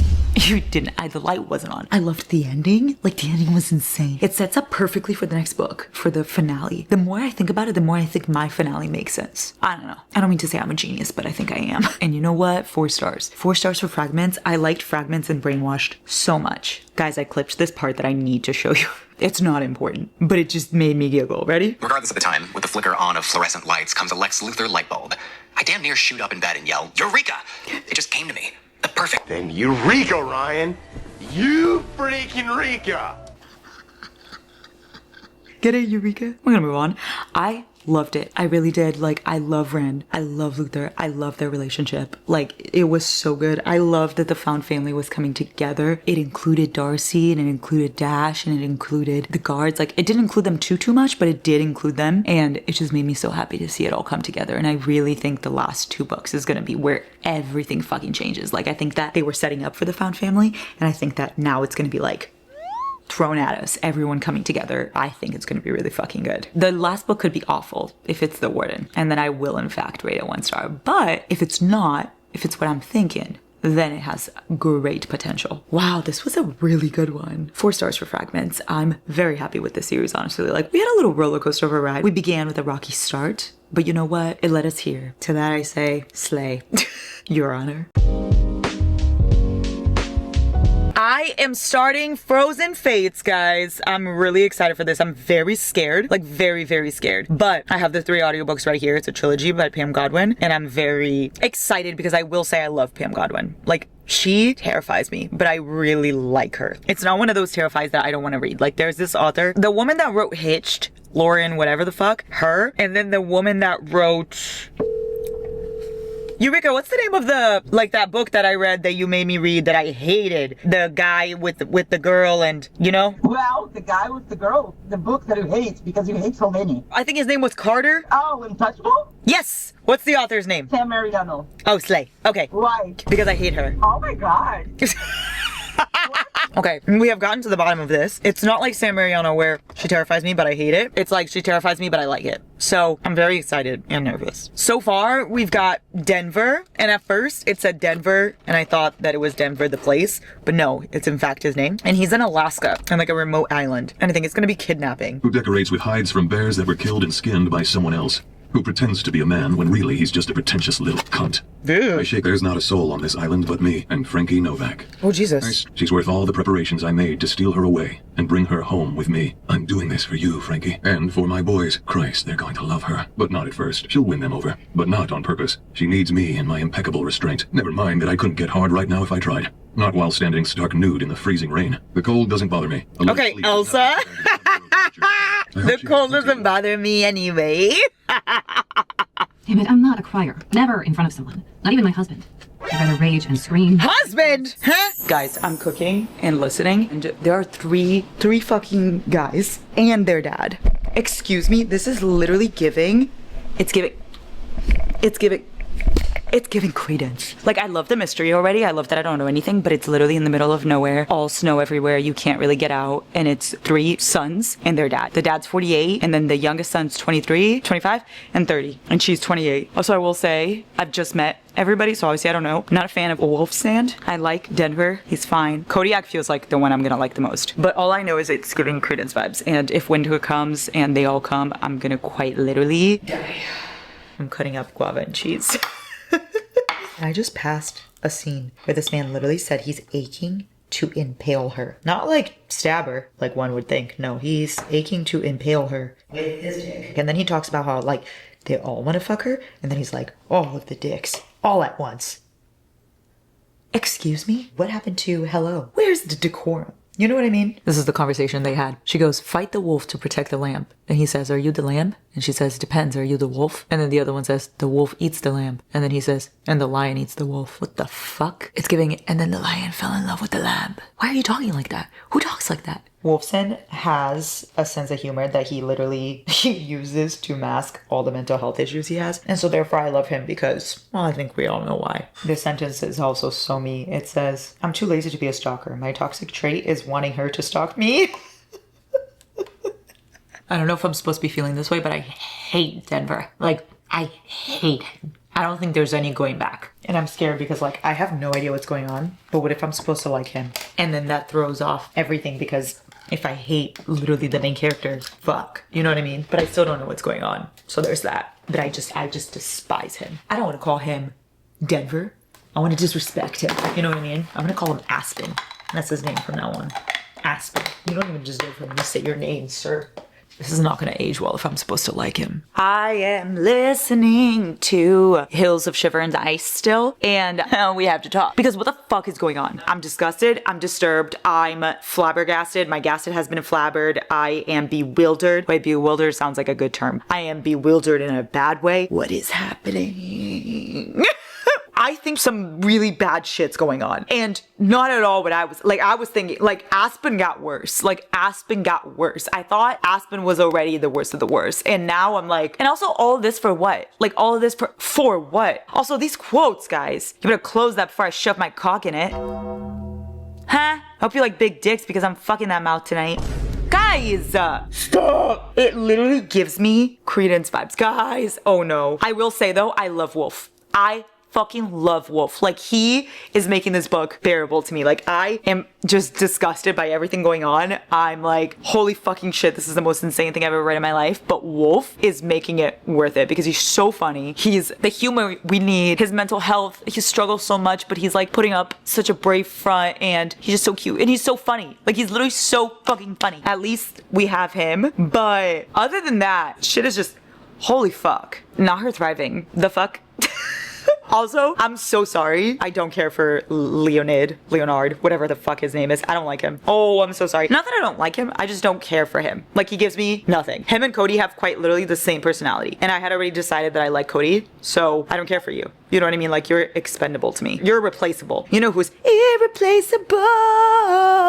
Only Wolf. Wolf is quite literally the only one that's irreplaceable because everybody else is kind of the same. But I do love Cody. Wolf is my favorite just because he makes the book for me. Like, he makes it funny and he makes it enjoyable. Cody's my favorite guy for her. And then Leo's just there. I don't give a fuck. I literally don't give a fuck. And then Aspen can choke and die. I am going to do my makeup, and while I do it, I'm gonna finish the first book. The first book is like the longest one, so this audiobook did take me like 2 days, but honestly it's not so bad. And the other 2 books are like kind of short from what I saw on the paperbacks, so let's see. I still have no idea what's going on. I know what's going on, right? But I don't know what's going on. I don't know the why of it all. I just kind of have no fucking idea. And I have no thoughts. I don't care for Leo. I do love Cody. And Wolf is the one making this book worthwhile for me. And then obviously Aspen can literally suck a million dicks all at once. Actually, no, because he would like that. No, Aspen can literally die. That's it. Just die. That's the only thing he deserves. Death.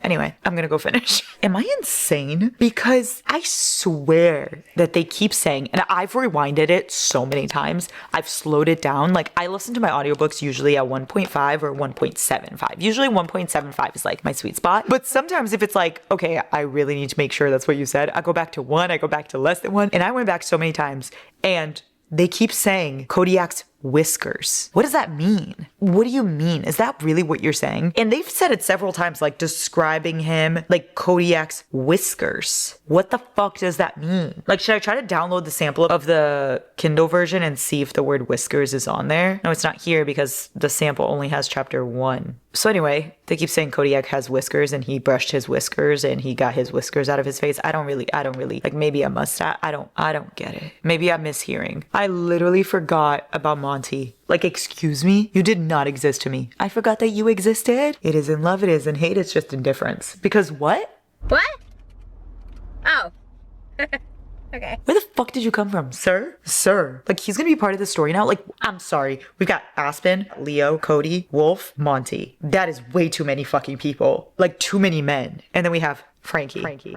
The odds don't seem to be in her favor. Guys, I don't know if I like this. I'm so sorry. I just don't care. Like, I don't care about Leo at all. And it's only about him. Like, it's solely focused on this man. The bias towards him is insane. Like, the other ones are there, but like, it is so deeply focused on him. And it's pissing me off because I don't care. Also, like, okay, can we talk about this for a second? I support women's rights and more importantly, I support women's wrongs. But you're telling me that you were folding that fast. Apparently there was a husband that we loved. Like, what? How is this happening? Also, I hate the whole brother dynamic. I don't want to say too much because if you want to read this, I don't want to ruin the experience for you, but just know that I don't know. We'll see. Also, like, why don't you love Wolf? Why doesn't anyone love Wolf? Like, huh? I just want to know, is everyone in this book just somehow related? Because, guys, we are really towing the line here with incest. We are too close to it for comfort. Oh, finally. Fuck yeah. Slay, slay, slay, slay, slay. That was the slayest of slays that has ever slayed before. I need to never say the word slay again after that. Say psych right now. We're joking, right? Like, we're kidding. Literally, obviously not. I will not be bamboozled. No. No. So I finished book 1, okay? And at first, I was like, oh, it could possibly be a 3-star. But guys, I'm so fucking sorry. This book is so popular. I hate doing this, but I did not. Like, 2 stars. I'm so sorry. At least this first one. Of course, I'm going to go into the second and the third. And they're much shorter, so it'll be quicker. But like, I could not connect to the story at all. Like, I just hate the idea. I can't say anything without spoiling the book, but just know that like the triggers are okay. Like, I can make it through the triggers. There's a lot. Definitely don't read this if you have any deep triggers. Please search it up. Like, I could make it through that. It wasn't even that. It was more so I didn't have any connection to the characters and I just didn't understand how things were happening the way they were. And I feel like the plot was so drawn out. Like, the mystery was so drawn out to the point that I'm like, okay, just fucking tell me. Like, at this point, I'm 500 pages in and I don't know shit. Like, this is fucking ridiculous, you know? And not even in an interesting way. Like, I feel like I was like that with I Will Break You and I Will Mend You, but I was interested. With this, I'm like, okay, just literally just tell me. You know what I mean? I'm so sorry. Let's talk spoilers really quick. Please skip this part if you don't want at least this book spoiled for you. Skip this part. Go to when I'm starting to read the next book. But the reason why I really didn't connect is because, first of all, so we have like Frankie and Monty, and she's like in love with her husband, and her husband's in love with her. Like, yeah, they have arguments and shit like that, but they're in love. Then this guy takes her, and we get Denver's POV, so I'm like, oh, I'm supposed to like Denver, and I start to hate him so much, and I'm like, okay, I hate him more, and then it turns out you're supposed to fucking hate him. Guy's insane, literally fucking garbage. So at least like I was correct about that. But then she goes and meets Wolf, Cody, and Leo. The whole book felt like it was about Leo. Like, it was her connection with Leo. She had little things with Cody and little things with Wolf, but it was like the entire book was dedicated to Leo. It was her falling in love with Leo. And then all of a sudden she's like, I love you, Cody. I'm like, hello? When the fuck did that happen? Like, when did we get there? Because you literally have been wrapped up in Leo this entire fucking time. Like, I don't know why I choose. I feel like it's supposed to be a little more balanced, and I didn't feel that way with this. And then Wolf is the only character that's different. He's the only character that's funny and that brings like light to the situation, and that has all these different problems and trauma, and like all of them have trauma obviously, but I was more interested in Wolf's story. And then you kill him at the end? Like, I'm sorry, I don't believe that. I don't think he's dead, because I just don't. There's no way. There's no way. Like, a white shoes is not just two people, so like the third one has to be Wolf, and so he has to come back. He's not dead. In my mind, he's not dead. Denial is a river in Egypt. If you kill him, like, I'm so mad. Like, if I find out in the next book he's dead, I will rate that book 1 star out of pettiness, because what the fuck? The only interesting character, and you fucking kill him off. I just don't like how fast. Like, she was there for like 2 weeks. Right? So she got abducted. She's put in a house with literally 4 men. It's one of those like Credence things where it's like winter and you can't leave and there's no sun out and there's no supplies and we are stuck here forever together. All we can do is fuck. And I'm like, so here's the thing. No, guys, she wasn't in any way being forced. Okay? She wasn't. This was very much her just being like, oh, I want to give into this. And like, granted, she thought her husband was also like sleeping with other people, but regardless, like, you being so in love with your husband and then somehow managing to fall for 3 other men in the span of like a month, 2. I'm like, I'm mind blown by that. And then the fact that they're all so traumatized, right? Like, they all have had such bad abuse and such a hard life and everything. And it feels like they bounce back like this. You're telling me you just watched someone get abused, but you're turned on and ready to fuck them. What? Time and place. Oh, I don't know. I just feel like a therapist should have been there. I just did not like how willingly everybody was to just fuck all the time with how their lives have gone. Like, it doesn't seem natural to me, and it doesn't seem natural to me for like her to be like, yeah, I'm so attracted to these men who abducted me, but I love my husband. And then all of a sudden she goes, yeah, I love my husband. And then when she finds out he cheated on her, she's like, well, I'm just gonna be in a poly relationship. I just want to be with these 2 guys. I don't want to ever look at men again, except for these 2. I want to fuck them both. And they're brothers. I don't know. Guys, I'm so sorry. I'm so sorry. And like, we got over the miscarriage. Like I feel like everything was just so glossed over. And then we get to like the twist of it being this guy literally taking women who are pregnant to this remote cabin so that he can taunt his sons and like blackmail them with protection to these women so that he can have sex with his sons. Because he doesn't want it to be rape. He wants it to be consensual. And it'll only be consensual if he threatens to kill a woman, and then they'll step up. Like, what in the mind fuckery is that? I can't. 2 stars. I'm so fucking sorry. I'm gonna listen to the other one, and if Wolf is not alive, count your fucking blessings. Pam Godwin. I am about to start listening to book 2. I'm scared. Cage of Ice and Echoes. Okay. I feel like it can't get much worse than book 1 for me. I'm not even gonna lie. I I just started this and I'm already flabbergasted. How are we, like, you're kidding. The only thing I cared about, and you just throw it away. And how is that the answer? How is the answer to this? Like, let me just join the family, and not in a normal way, in a crazy way. Like, is this okay? I don't know. You know the song, she wants the whole crew shoddy brave. Frankie's is, she wants the whole fam shoddy brave. You know what I would have loved to see? A scene of them cutting up some sort of animal, right? Like cutting up a bear, cutting up a wolf or something, and then sleeping inside of it. Star Wars, anyone? Somehow, this keeps getting worse. Like, I'm sitting here doing my New York Times games, which, by the way, I do every single day. I am listening, and as I'm listening, it just keeps getting worse. I'm just trying to get my spelling bee words. You know what I mean? Like, I'm just trying to do my spelling bee, and meanwhile, things just keep getting worse in this audiobook. How does it keep getting worse? How does it keep getting messier than it already was? This is probably the messiest book I've read. And I've read some messy ass books, but this takes the fucking cake. Like, I've never seen the connections I'm seeing. Like, what? Like, Pam Godwin, what's going on up there? Because why did we need to make everybody, like, someone called it BAU. I feel like this is not okay. Wait, guys, he just said have mercy.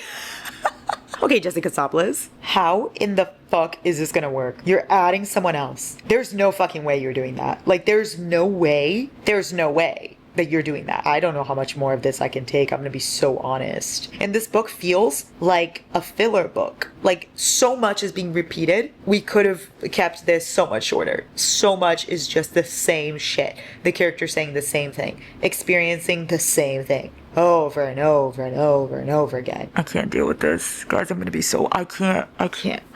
I'm going crazy. And the thing is, I love Cody, like I really do. I love his character. I like Frankie just fine. She's fine. Leo grew on me. But just when I become okay with it, we throw more. There's just too much. There's a line, right? Like, everybody has their line. I feel like this is mine. I need to tell you the words that were just uttered before I go take a shower. They literally just said, we're family. One thing about me is I don't fuck every member of my family. I don't know about you, but I don't. This house is fuller than Full House. What the fuck? This is like Cheaper by the Dozen, smut edition. Cheaper by the Dozen, but make it incest adjacent. So I finished book 2. I have no words, honestly. Guys, I'm so sorry that I don't like this trilogy. I'm shocked.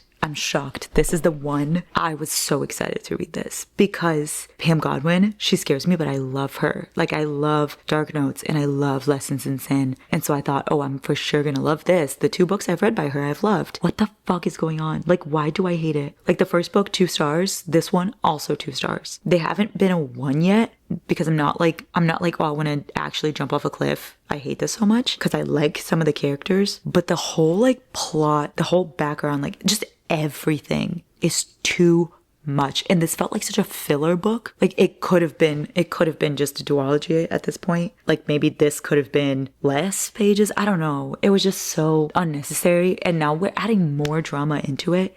And now we're like, oh, it's still not done. There's more. Like, how is there more? We've already been through so much. It just feels like trauma on trauma on trauma on trauma on trauma for no reason at all. Like, it's just like being piled on in a very what the fuck way. You know, when thrillers just try to like give you a bunch of twists, that's what it feels like. I'm so sorry. Ice and Echoes, 2 stars. I'm gonna wait till tomorrow to read the 3rd book. I cannot be bothered with that right now. It's a new day. It's a new life for me, and I'm feeling good. Guys, brand new day. It's been a ride. I kept thinking about this fucking trilogy, and now I'm just gonna full send it and finish it. We have Heart of Frost. What is it? Heart of Frosted bullshit. I don't know. I don't fucking know. All I know is I'm gonna listen to it because guess what? I'm gonna make chicken broth right now and I'm going to clean and do laundry and stuff. So this is the perfect day to just finish this trilogy and just read it. If I was reading this by myself, I'm not gonna lie, I may or may not have DNF'd. But because it's for Mama Eureka, I'm doing it. I called her yesterday and I told her how much I hated book 1 and 2, and she was laughing so hard. Like, she was like dying. She's like, I thought you were gonna love it. And now that you were telling me the quotes and the story, I'm like, why did I think you were gonna love it? But at the end of this, we'll call Mama Eureka and give her all the updates. But worry not, she's fine. She's fine if I don't like the books. Don't you worry, okay? I'm gonna start Heart of Frost and bullshit. I'm gonna read you something out of context because I just really need you to know, okay? Uncle, half-brother, father, husband. I'm not gonna go any further into depth of that, but I just want you to know that I do want to die, so do with that information what you will. I will say this quote was cute. Every tear is a sign of your infinite worth. Like, that's cute. You know what I mean? I don't know. I feel bad for Monty, honestly. The scene with the 3 of them, like, it was hot, I'm not even gonna lie. Like, the scene with Leo, Cody, and her. Hot. Yeah. Okay? Sue me. But at the same time, I feel so bad for and Cody, be still my heart. I love him. But I miss Wolf, honestly. This quote, when you need me, I'll be there. I'll fucking show up with every muscle of my beating heart. Yeah. Monty is the best. Like, Cody, then Monty, then Leo. Exactly. Guys, I will say she must be made of gold. Like, she has to be made of gold. She has a gold, como se dice, in a very nice way. She has a gold vagina. Because what do you mean? Like, how does this, I can't. Like, how do you know what I mean? Like, nothing has happened. They're just fucking. It's just repetitive smut. Familiar smut. Get it? Cause, okay, maybe you don't. That wasn't funny. Wait, I actually do have one quick note. Because what do you mean you're already married? Girl, huh? You're the one that, huh? What the fuck? What the helly? What the heliante? Ah! What the fuck? Guys, what the fuck? What the fuck? All in. We're gonna fuck you until you're so full of dicks you can't breathe. Oh my goodness me. And then, to make it even better, they add weapon of mass destruction. Ah! Guys! No, I can't. I need church. I need to be cleansed. I need to wipe off my eyes. My eyes! My eyes! Oh, my eyes! My eyes! Alright, yeah, chapter 56 was hot. Do I feel weird about it? Absolutely. Do I feel like I've committed a crime by thinking that chapter was hot? Yes. Yes, I do. And for that, I blame Pam Godwin. Here's my thing with double penetration, right? How does it fit? How does it fit? Because it's two in the same, right? Like if you're picking up what I'm putting down, it's two in the same. I just don't think it stretches like that. I mean, I'm sure it does because people have babies, right? But I feel like the miracle of life is a little different than just having two dicks inside you. Now maybe that's just me. Maybe I'm just boring. And this quote made me want to throw up. Are you ready? Is that too brotherly for you? Ew. What? What the fuck? I honestly just need Wolfie boy, honestly. I just need angel baby who draws on himself with Sharpies and who doesn't want to die a virgin and who dreams of going to Disneyland and who makes very inappropriate, hilarious jokes and who has terrible mental health issues. I just need him, honestly. When the girl's described as so little in books, I don't fucking mind, right? Like I'm okay. If it makes sense, it makes sense, right? Like Shannon is described as very little in Boys of Tommen constantly, and that's because she's malnourished. She's not very well nourished. And that makes sense. It makes sense for you to show us that, right? But I feel like the amount of times in this book, they're like, she's so small, she's so tiny, she's so tiny, she's so small, we're so big, she's so tiny, oh my god, right? Okay, great. That's fine, right? It's like this. Ready? I'm so small and tiny, he's so big and tall. Yeah, I'm so small and tiny, he's so big and tall. I will say I love this song, Outside by Cardi B. Anyway, that's completely besides the point. We already established that girlie's small, right? Did the duffel thing really need to happen? Did you really need to take her with a duffel? You know what I mean? Like, we know she's tiny. We know. You're telling me she fits in a fucking duffel? Like, how big is this duffel? Is this like an extra large duffel? Because, what do you mean? I'm searching up an extra large duffel. Hold on, guys. Let's see. Okay, like, we could fit someone in here. Like, I'm confident we could fit someone in there. However, with that being said, I just feel like we didn't really need to have that. We already know she's tiny, but you know, the duffel just really took me the fuck out. I mean, I'm sure she fits. Do I have a duffel so I could try it out? Oh, you know what? I have my ottoman over here, and I feel like it could kind of be the size of like a really big duffel. Let's see if we fit. This is my ottoman. She's a little bit broken. Don't mind her. We gotta take all the blankets out. I love me a good blanket. Okay, right? So like, this is like pretty much a duffel. Like, could we? Oh my god, we kind of can. Okay, I mean, kind of, right? Oh my god, wait. Guys, you totally can.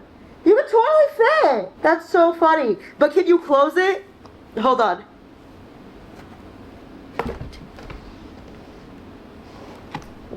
This is really uncomfortable. Not my best idea. Okay, so I finished it. I will say the ending was cute. I liked a lot of the ending that I don't want to talk about. There was so much about this book that I hated, but there was also a little amount that I liked. I just don't think this trilogy is for me at all. I will say I was thinking about rating it a 1 because I hated so many things, but there was also things that I did like, and I will say I liked the characters just fine. I just think the plot was a little all over the place. I wasn't a fan of everything going on. I was very uncomfortable through most of it, and I just think it's not my type of book. It definitely reminds me of why I didn't like Credence. Gives me that kind of vibe, but I definitely see why a lot of people would enjoy it. You know what I mean? So I don't think it's a 1. It's not like one of those books that I'm like, oh my god, this ruined my life, I regret it. I don't regret it. I think it was a good time for what it was. I just didn't like it. You know what I mean? But I think all books to me like serve their purposes. If I hate a book so much I wish I didn't read it, that's a 1 star. But if I read it and I had the experience, and I'm glad I had the experience, but I hated it. That to me seems like a 2. You know, does that make sense? Anyway, I'm gonna rate this one a 2. The entire trilogy ended up being a 2. And honestly, that's really surprising to me because this trilogy has been on my TBR forever. Like, it's not even my mom that put this on my TBR. Like, she made me read it now. I wasn't gonna read it in this moment, but this trilogy has been on my TBR for the longest fucking time. So this is very shocking, but oh well, we're just gonna move on.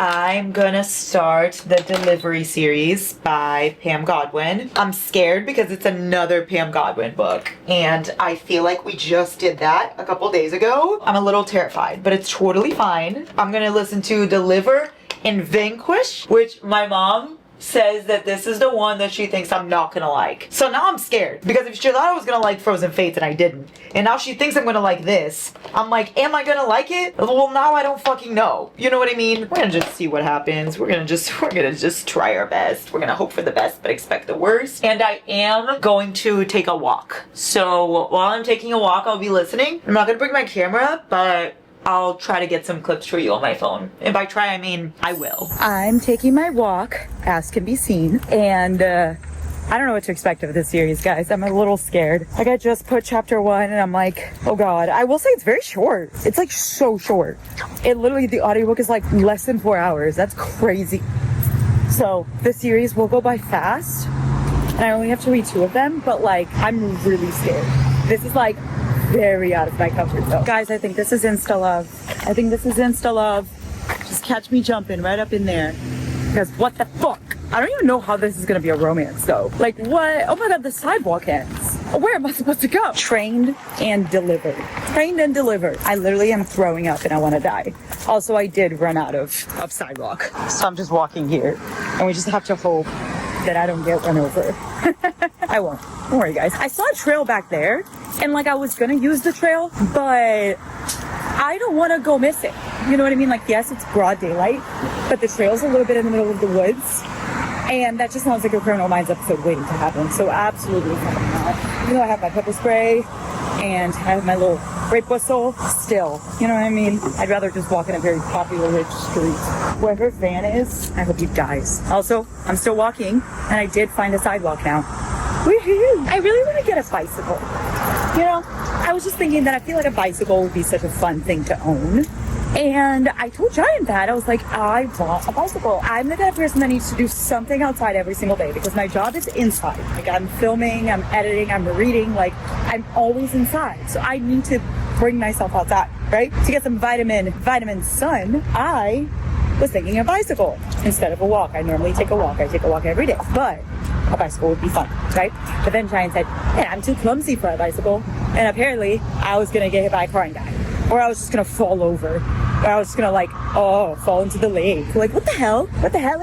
Anyway, this is very interesting, the start of it. Do I like what's going on? Absolutely not. Do I know where the romance is going to come from? Again, absolutely not. It does seem like it's going to be Insta Love because it's very short. I don't know. Oh my god, see? Look at all these people on their bicycles. They look like they're having so much fun. You know what's good? Teddy Hamilton. He's the one narrating this, which I really enjoy. Also, guys, this is in third person, but you don't really notice that because you're listening. Let me just tell you, I will never be picking up a hitchhiker.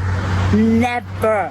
Mark my fucking words. Like, I'm sorry, but if you're on the side of the street and you need my help, I am not the one. I am not the one. And that may sound mean, and it probably is, but I'm scared, okay? Because there's so many things going on constantly about, like, women will take people, women will use, like, a baby or something as a way to get people to stop, and then they'll take them. If you're on the side of the road and you need me, I will call 911 for you. I will do that. And you know what? I'll even go one step further. Let's say you don't need 911. Let's say you need a mechanic. I'll call him. Oh my god, guys, Rick and Morty. Hi, Kings. I miss Rick and Morty. Anyway, let's say you don't need the police, you don't need a mechanic. Let's say you need to get home. I will call you an Uber, bitch. I will. I'm literally like walking and listening to my audiobook, and Giant calls me. He's like, you want me to come pick you up? And I was like, yeah, sure. I went to go tell him and he goes, yeah, you're by Target. I was like, excuse me? And he's like, yeah, I see, like, you're walking into Target right now. And he's like, I'm your protector. I know where you are at all times. This bitch was checking my location. On the bright side, if I had gone to that trail, no. Guys, I come inside Target, okay, to get dinner and to support Bestie's release, right? Look what I found. Look what I found. Guys, I found so many, and there's more right there. Do you see it? Do you see it? Do you see it right there? Right there. Don't worry, guys. I've secured the goods. Guys, this book is so disgusting. Like, I'm disgusted. The story's really good, but I'm like, oh, I want to cry. You know what I also really need them to stop doing? Saying that they're going to relieve their bladders. I'm relieving my bladder. And then I hold his dick as he relieves his bladder. And then he stands me up as we relieve bladders. Please stop. Please stop. Like, maybe relieve your bladder without telling me. Just a thought. I will say, guys, this freedom fighter shit is awesome. Like, that just made the story 10 times better. I'm cheering. Go, guys. Go. I finished. I ate also, by the way. My pasta was really good. I'm so conflicted. The ending was cute. He's cute. I love the entire idea. Like, I've seen people rate this book. A lot of people say, like, she can't be redeemed because she literally takes people and, like, sells them and all this stuff. And I'm like, well, you have to keep reading to see what actually is the tea, because that's not it at all. You know what I mean? So, like, I don't agree with that, but at the same time, it's like, it is so dark and it's such an intense subject. I don't love reading about those things. And I also just don't love, like, I've never been someone that, like, loves to read, like, dominant submissive relationships and, like, the whole, like, kink of you do what I say because I'm your master kind of thing. I don't like it. So for me, that also didn't do it. And I just didn't connect with the characters at all. Like, I love the idea of the freedom fighters. I love the plot. The plot's great. It's just very dark and not something I want to be reading. Does that make sense? I don't know. It's also, like, made zero sense. Like, it was just, like, a bunch of things thrown in. Like, Josh made zero sense. How cool he was about everything. I'm like, no. Josh made zero sense. Like, how cool he was about everything, that did not add up to me. Also, the Roman numerals thing, this is such a petty thing to be talking about, but but he was talking about his number being, oh fuck, I don't remember what his number was. I think it was like 48 or some shit. And he was like, in Roman numerals, like, that adds up to live or something. He was talking about how her name and his number, like, match. And he was talking about his football name in Roman numerals. And I was like, okay, what the fuck? Like, what? Like, I'm imagining football jerseys with Roman numerals on them. Like, oh, there goes number 10. Or as the back of his shirt says, X. Like, if I was an announcer, I'd literally have to be like this. I'd have to be like, oh, passes the ball to number 89. Where's that 88? I'm not sure. That's a football. Like, I just thought that was really silly. It's obviously not. It does nothing for me as of the rating of this book. Like, it's just something petty I thought about. But anyway, I like this quote. She goes, I for you, and he says, I'll for you from you. That was cool. I don't know, guys. This series is definitely not for me, and I'm definitely not going to keep going after I finish this TBR, 100%. But I also don't really know what to rate it. Like, I'm very conflicted. Because again, I didn't have a good time. I didn't enjoy it. But I do love the plot and love the idea of finding romance in such a fucking dark, hopeless place. Like, this is the shit Rihanna sings about.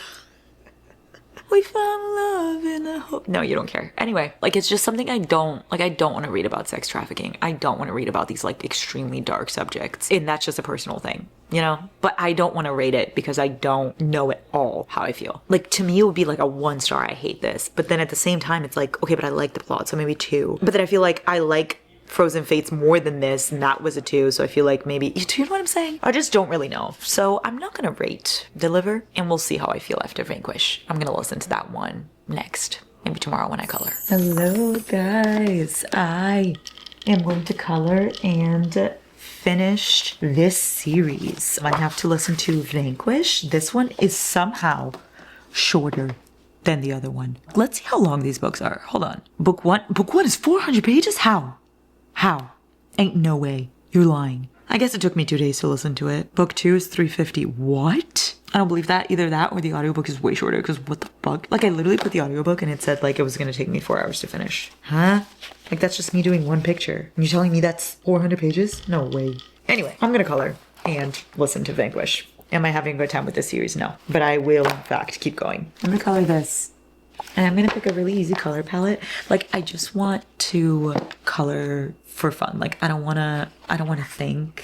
I don't want to do anything. Now actually would be a good time to do those colored by numbers. I think I have some, but it's fine. I want to just do simple. Like, I just want to vibes. You know what I mean? Like, nothing too complicated. Like, I'm not gonna do shit like this. I'm not gonna be doing that. I cannot believe that I'm being forced to read his book. I don't want to. I simply just don't fucking want to. And like, I'm coloring such a cute picture, and you're telling me that I have to be sitting here listening to this waste of space. Ugh. Also, let's talk about this for a second. He collects hair on dolls. Like, he collects human hair on doll. That's literally a Criminal Minds episode. Like, Erin Hotchner, we need you ASAP. Guys, I just started it, but I think she has OCD. I recognize those symptoms. As soon as she's like, oh, this has to be exactly like this, or this is gonna happen. And as soon as she started like talking about exactly what she needs to do in the exact order and the exact steps, I was like, wait a damn minute. Wait a damn minute. Is this fucking play about me? She literally, oh, I relate so much. She's like, my enemy isn't out there, it's in here. Literally, exactly. Exactly. Wait, guys, this is kind of getting cute. Tell me the worst thoughts you entertained while I was gone. And the way it's like so soft, like, okay, am I okay? Like, why is it getting cute? She goes, you came, and he says you waited. Oh, I love that. Shit, fuck, that's cute. Well, rats up a rat tree. What are we gonna do about that now? I really just don't know how to feel about the series, I really don't. Well, I finished the book, and I'm not finished with my picture yet. We'll see what happens. Stay tuned. I'm gonna keep doing it. But I finished the book. 164 days. You came, you waited. And the ending really got me. I'm not even gonna lie. And I'm so conflicted with this series. Like, this is the first time I've ever just been like, I sincerely don't know how to rate it. Because it's the most fucked up thing in the world. Deliver and Vanquish, both of them are so dark and so much, but also the romances, they are written beautifully, but at the same time there's so much shit I don't like, and then there's so much shit that I'm like, okay, that was cute, and I do want to know where the plot will be going. I feel like this one had way less plot than the first one though. I feel like the first one had so much more. But just in general, like, if darkness is for you, and if like you don't have many triggers, and if this kind of thing is your jam, you will love it. It's perfect for that. But I feel like it's just very out of my comfort zone. But it doesn't even feel fair to rate it because I don't really know how I feel about it. I could give it a 1 or I could give it a 3. That's how out of sorts I am. So we're just gonna leave Vanquish and Deliver unrated. Wow, it happened. My mom's wrecks have broken me. We are officially gonna start this one. I'm dead.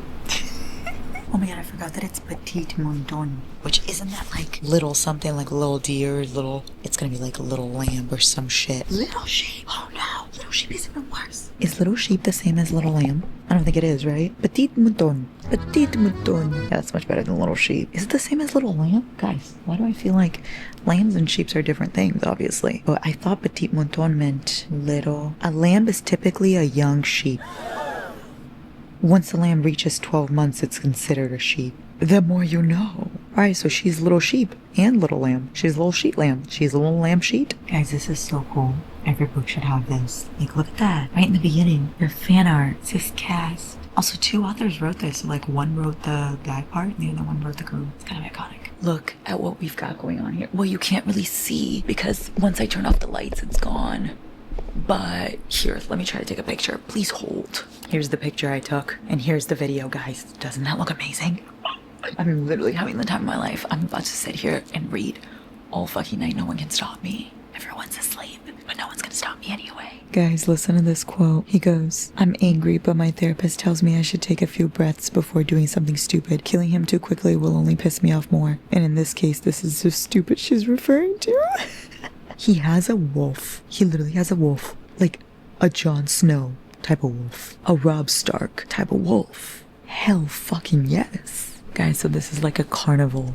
And you sign up for it if you like love horror shit and love to be scared. And basically you're the prey and they're the hunters. And you sign off on them doing whatever they want to you. Like you sign off body, mind, and soul type shit. And she's very excited for it. I'm scared. He's literally 7 feet tall. 7 feet tall. That is so many feet talls. Look at this, guys. It's pleasant when our prey think they're safe if they leave the carnival and not return. The contract states the weekend, even beyond the premises. They aren't safe until 12:01 the following Monday. Oh my god. So this is gonna be literally like a game of cat and mouse. Except he literally called her little sheep. So it's a game of sheep and wolf. Someone just called him a pussy and he said, I never understood using that word as an insult. Do people not realize how strong pussies are? They've been known to cut off circulation of a dick with the right motivation. I'll be a pussy over a dick any fucking day. Cocks are weak and I'm man enough to admit that. Hell yeah, that's right. Stop calling people pussies. That's so fucking right. Like, we should start calling just people like cocks instead, because they're weaker than us. She's literally so funny. She learns one word in French and she's like, hey guys, I learned French. And she literally cackles at herself and she's like, I'm here all night. I really like her. What is it about the House of Mirrors that just always has to have some fuck shit going on in there? Like, first little mouse, now a little sheep. What's next? Little lemur? Little sloth? Little hippopotamus? Tomorrow, guys. I literally fell asleep reading last night. Like, I fell asleep in the middle of a chapter. It was just still sitting here in my chapter because I just fell asleep. I literally only have 2 hours left of this book. Oh my goodness me. Let's see what I highlighted to tell you. I highlighted, like, he wears a mask. I highlighted it when he took it off because it was hot. I think that that's the only reason why I did it. Oh my god, wait. And then I love this. I was unaware you worked for the behavioral analysis unit in Quantico. Please do tell me how that makes him a psychopath. Quantico! You know? If you know, you know. Anyway, I love when he goes, Do you ever stop talking? And then she goes, No. And he goes, Painfully obvious. Like, he's so grumpy, so tall, so big, so threatening and scary. And she's like fucking hilarious. Like, she literally was like, there's a hunter in here called Dobby. He looks nothing like the house elf from Harry Potter. And then she asked why they name him that, and it's because he literally sniffed someone's sock. Harry Potter gifted Dobby a sock. Let's see, what else did I highlight? Oh my god, guys, I highlighted so many quotes. Okay, I highlighted her saying, I've run track since high school, so sometimes I prefer to just, you know, fucking walk. And then I highlighted it when he said, I said, eyes on me. And in between, there's thrusting. Yes, please. Yes, fucking please. And this girl hits on him and he goes, unless you want to become the soil in which this crowd walks on, move. Like, he's so mean. And she's like talking and he's like, shh, just shh. And then he goes like, anybody that touches what's mine, like, will die. She goes, don't think anyone has gone, I'll touch her and die on me, you know, like in books. Like, she's me. If that happened to me, that's exactly what I would be doing. Guys, I'm having such a good time. This plot is so different and there's like a lot of spice still, but there's also a lot of plot, which makes me really enjoy. Oh, like he goes, you only bleed for me. And his wolf, he is so Jon Snow. Touch what's mine again, and I'll remove those hands. Yes, sir. You remove those hands. I'm no hero, but damn it, I'll be the shield she never had. I will make her invincible. I may not believe in gods, but I'll make sure she is one tonight. And in the end, when she has won, I'll praise her as she deserves. Guys, and she's like so tortured, like there's some shit going on with her, and like she's so funny, she covers it up with humor, but there's some shit going on in there. There's some trauma, and he is gonna uncover it, and I can't wait to see what happens after that. And he did in fact throw her over his shoulders like a sack of potatoes. We all know I love that trope. Oh, iconic. I'm obsessed. He's so hot. She's so funny, and the plot is so good. Yeah, I'm eating this shit up. I will in fact be finishing this right now. I'm literally dying. She's like rambling, and he goes, at first I hated her going on rants, just rambling and rambling. I still do, that has not changed. You would think he would be like, I don't hate it anymore, like now I find it endearing. He's like, no, I still fucking hate it. I just wanted to remind you. That's one form of punishment, scalping. I have chills, I saw that in a scary movie. I think it was Evil Dead Rise. If I'm not mistaken. I'm mistaken. I don't remember what it was. But in the first like 5 minutes of the movie, they scalp her. It's literally fucking, I was like, whoa. Okay, wait, what movie is that? I need to know. Okay, it was Evil Dead Rise. It's in like the first 5 minutes, the scalping. Insane. Guys, I'm literally about to do my skincare, but I need to continue this book because it is so fucking good. So I am quite literally going to put it, why do I have the mirror if I'm here? I'm gonna do it like this. Like, I need to be reading as I'm doing it because it's that good. I physically can't stop. So that's that on that. Like, guys, he goes, stop overthinking. Talk me through how you're feeling. And she hadn't even said anything. Like, she was just sitting there. And he's like, stop overthinking. Let's talk this out. I love this man. Like, that's literally giant. He does that. And then he goes, maybe I'm becoming soft, but just for her. And he's literally washing her hair. He's washing her hair. And threatening to kill everyone who touches her. And following along with that promise, okay? He's not just threatening. He's doing. He is committing. It gets even better, guys. Would you look for me in this life and in the next? Oh, I forgot that the kiddos there. And in the next. Yeah, I love this man so much. Oh fuck, I can't click on the Kindle with these hands. Oh no. There you go. I'm in a really good scene. You know what I mean? Use your words. That's the type of scene I'm on. I'm literally dying. He's yelling at this guy for almost kissing her or trying to kiss her. And he goes, no, like, I didn't want to kiss her. That's not what I meant. I was trying to get to her friend. So he goes, no, look, I didn't want to kiss her. And he goes, is she not good enough to kiss? So he literally was like, how dare you kiss what's mine? And then when his friend's like, no, I didn't want to kiss what was yours. He's like, so you're saying that she's not good enough? He's just mad about everything. And honestly, I live for it. I fucking live for it. Guys, imagine this. I'm supposed to be getting ready. I quite literally put all my stuff right there to get ready. And I physically couldn't stop until I was done with this book. This had no fucking business being so good. Like the extended epilogue, uncalled for, but it was very hot if I do say so myself. I didn't need the extended epilogue, could have done without it, but it was good. I don't even know, I highlighted so much shit. Like that ending was insane. Like imagine someone literally plucking out eyeballs for you as revenge and then feeding it to his wolf. I don't know about you, but I love that. And then as he's killing people for you, okay, he says the heir Mother Nature will get back from this death will be more meaningful than her. Not only is he insane, a murderer, obsessed, but he's also disrespectful. And I love that. I love how fucking mean he is to those who are mean to her. And then when he shows the eyeballs, her best friend's like, oh my god, what the fuck are those eyeballs? And he says, I'm utterly taken aback by her reaction. Like, what do you mean you're taken aback? Those are eyeballs. Love, I want to ask you something. How come you've never carved my name into someone's tongue and ripped it out and plucked someone's eyeball out with a spoon for me? I ask. People aren't that willing for that. Why would you ask? You have to just do. Yeah, what am I gonna do with just that tongue? Just leave it in my dresser drawer? You're supposed to gift it to me. And what are you gonna do with it? Keep it as memorabilia. And you're gonna use it once and never use it again. The tongue? Love, if someone disrespects me, that's what you should do. I feel like there are more efficient ways. No. They can eat soup with no tongue. No, love, you're killing them. They have no tongue, no eyeball, and then you rip their jaw open. Then where's the joy in that? It's not really punishment if you kill them afterwards. No, you gotta let them live with it. No, I want them to be dead. So next time someone disrespects me, Well, I want to just end them. I can just karate chop.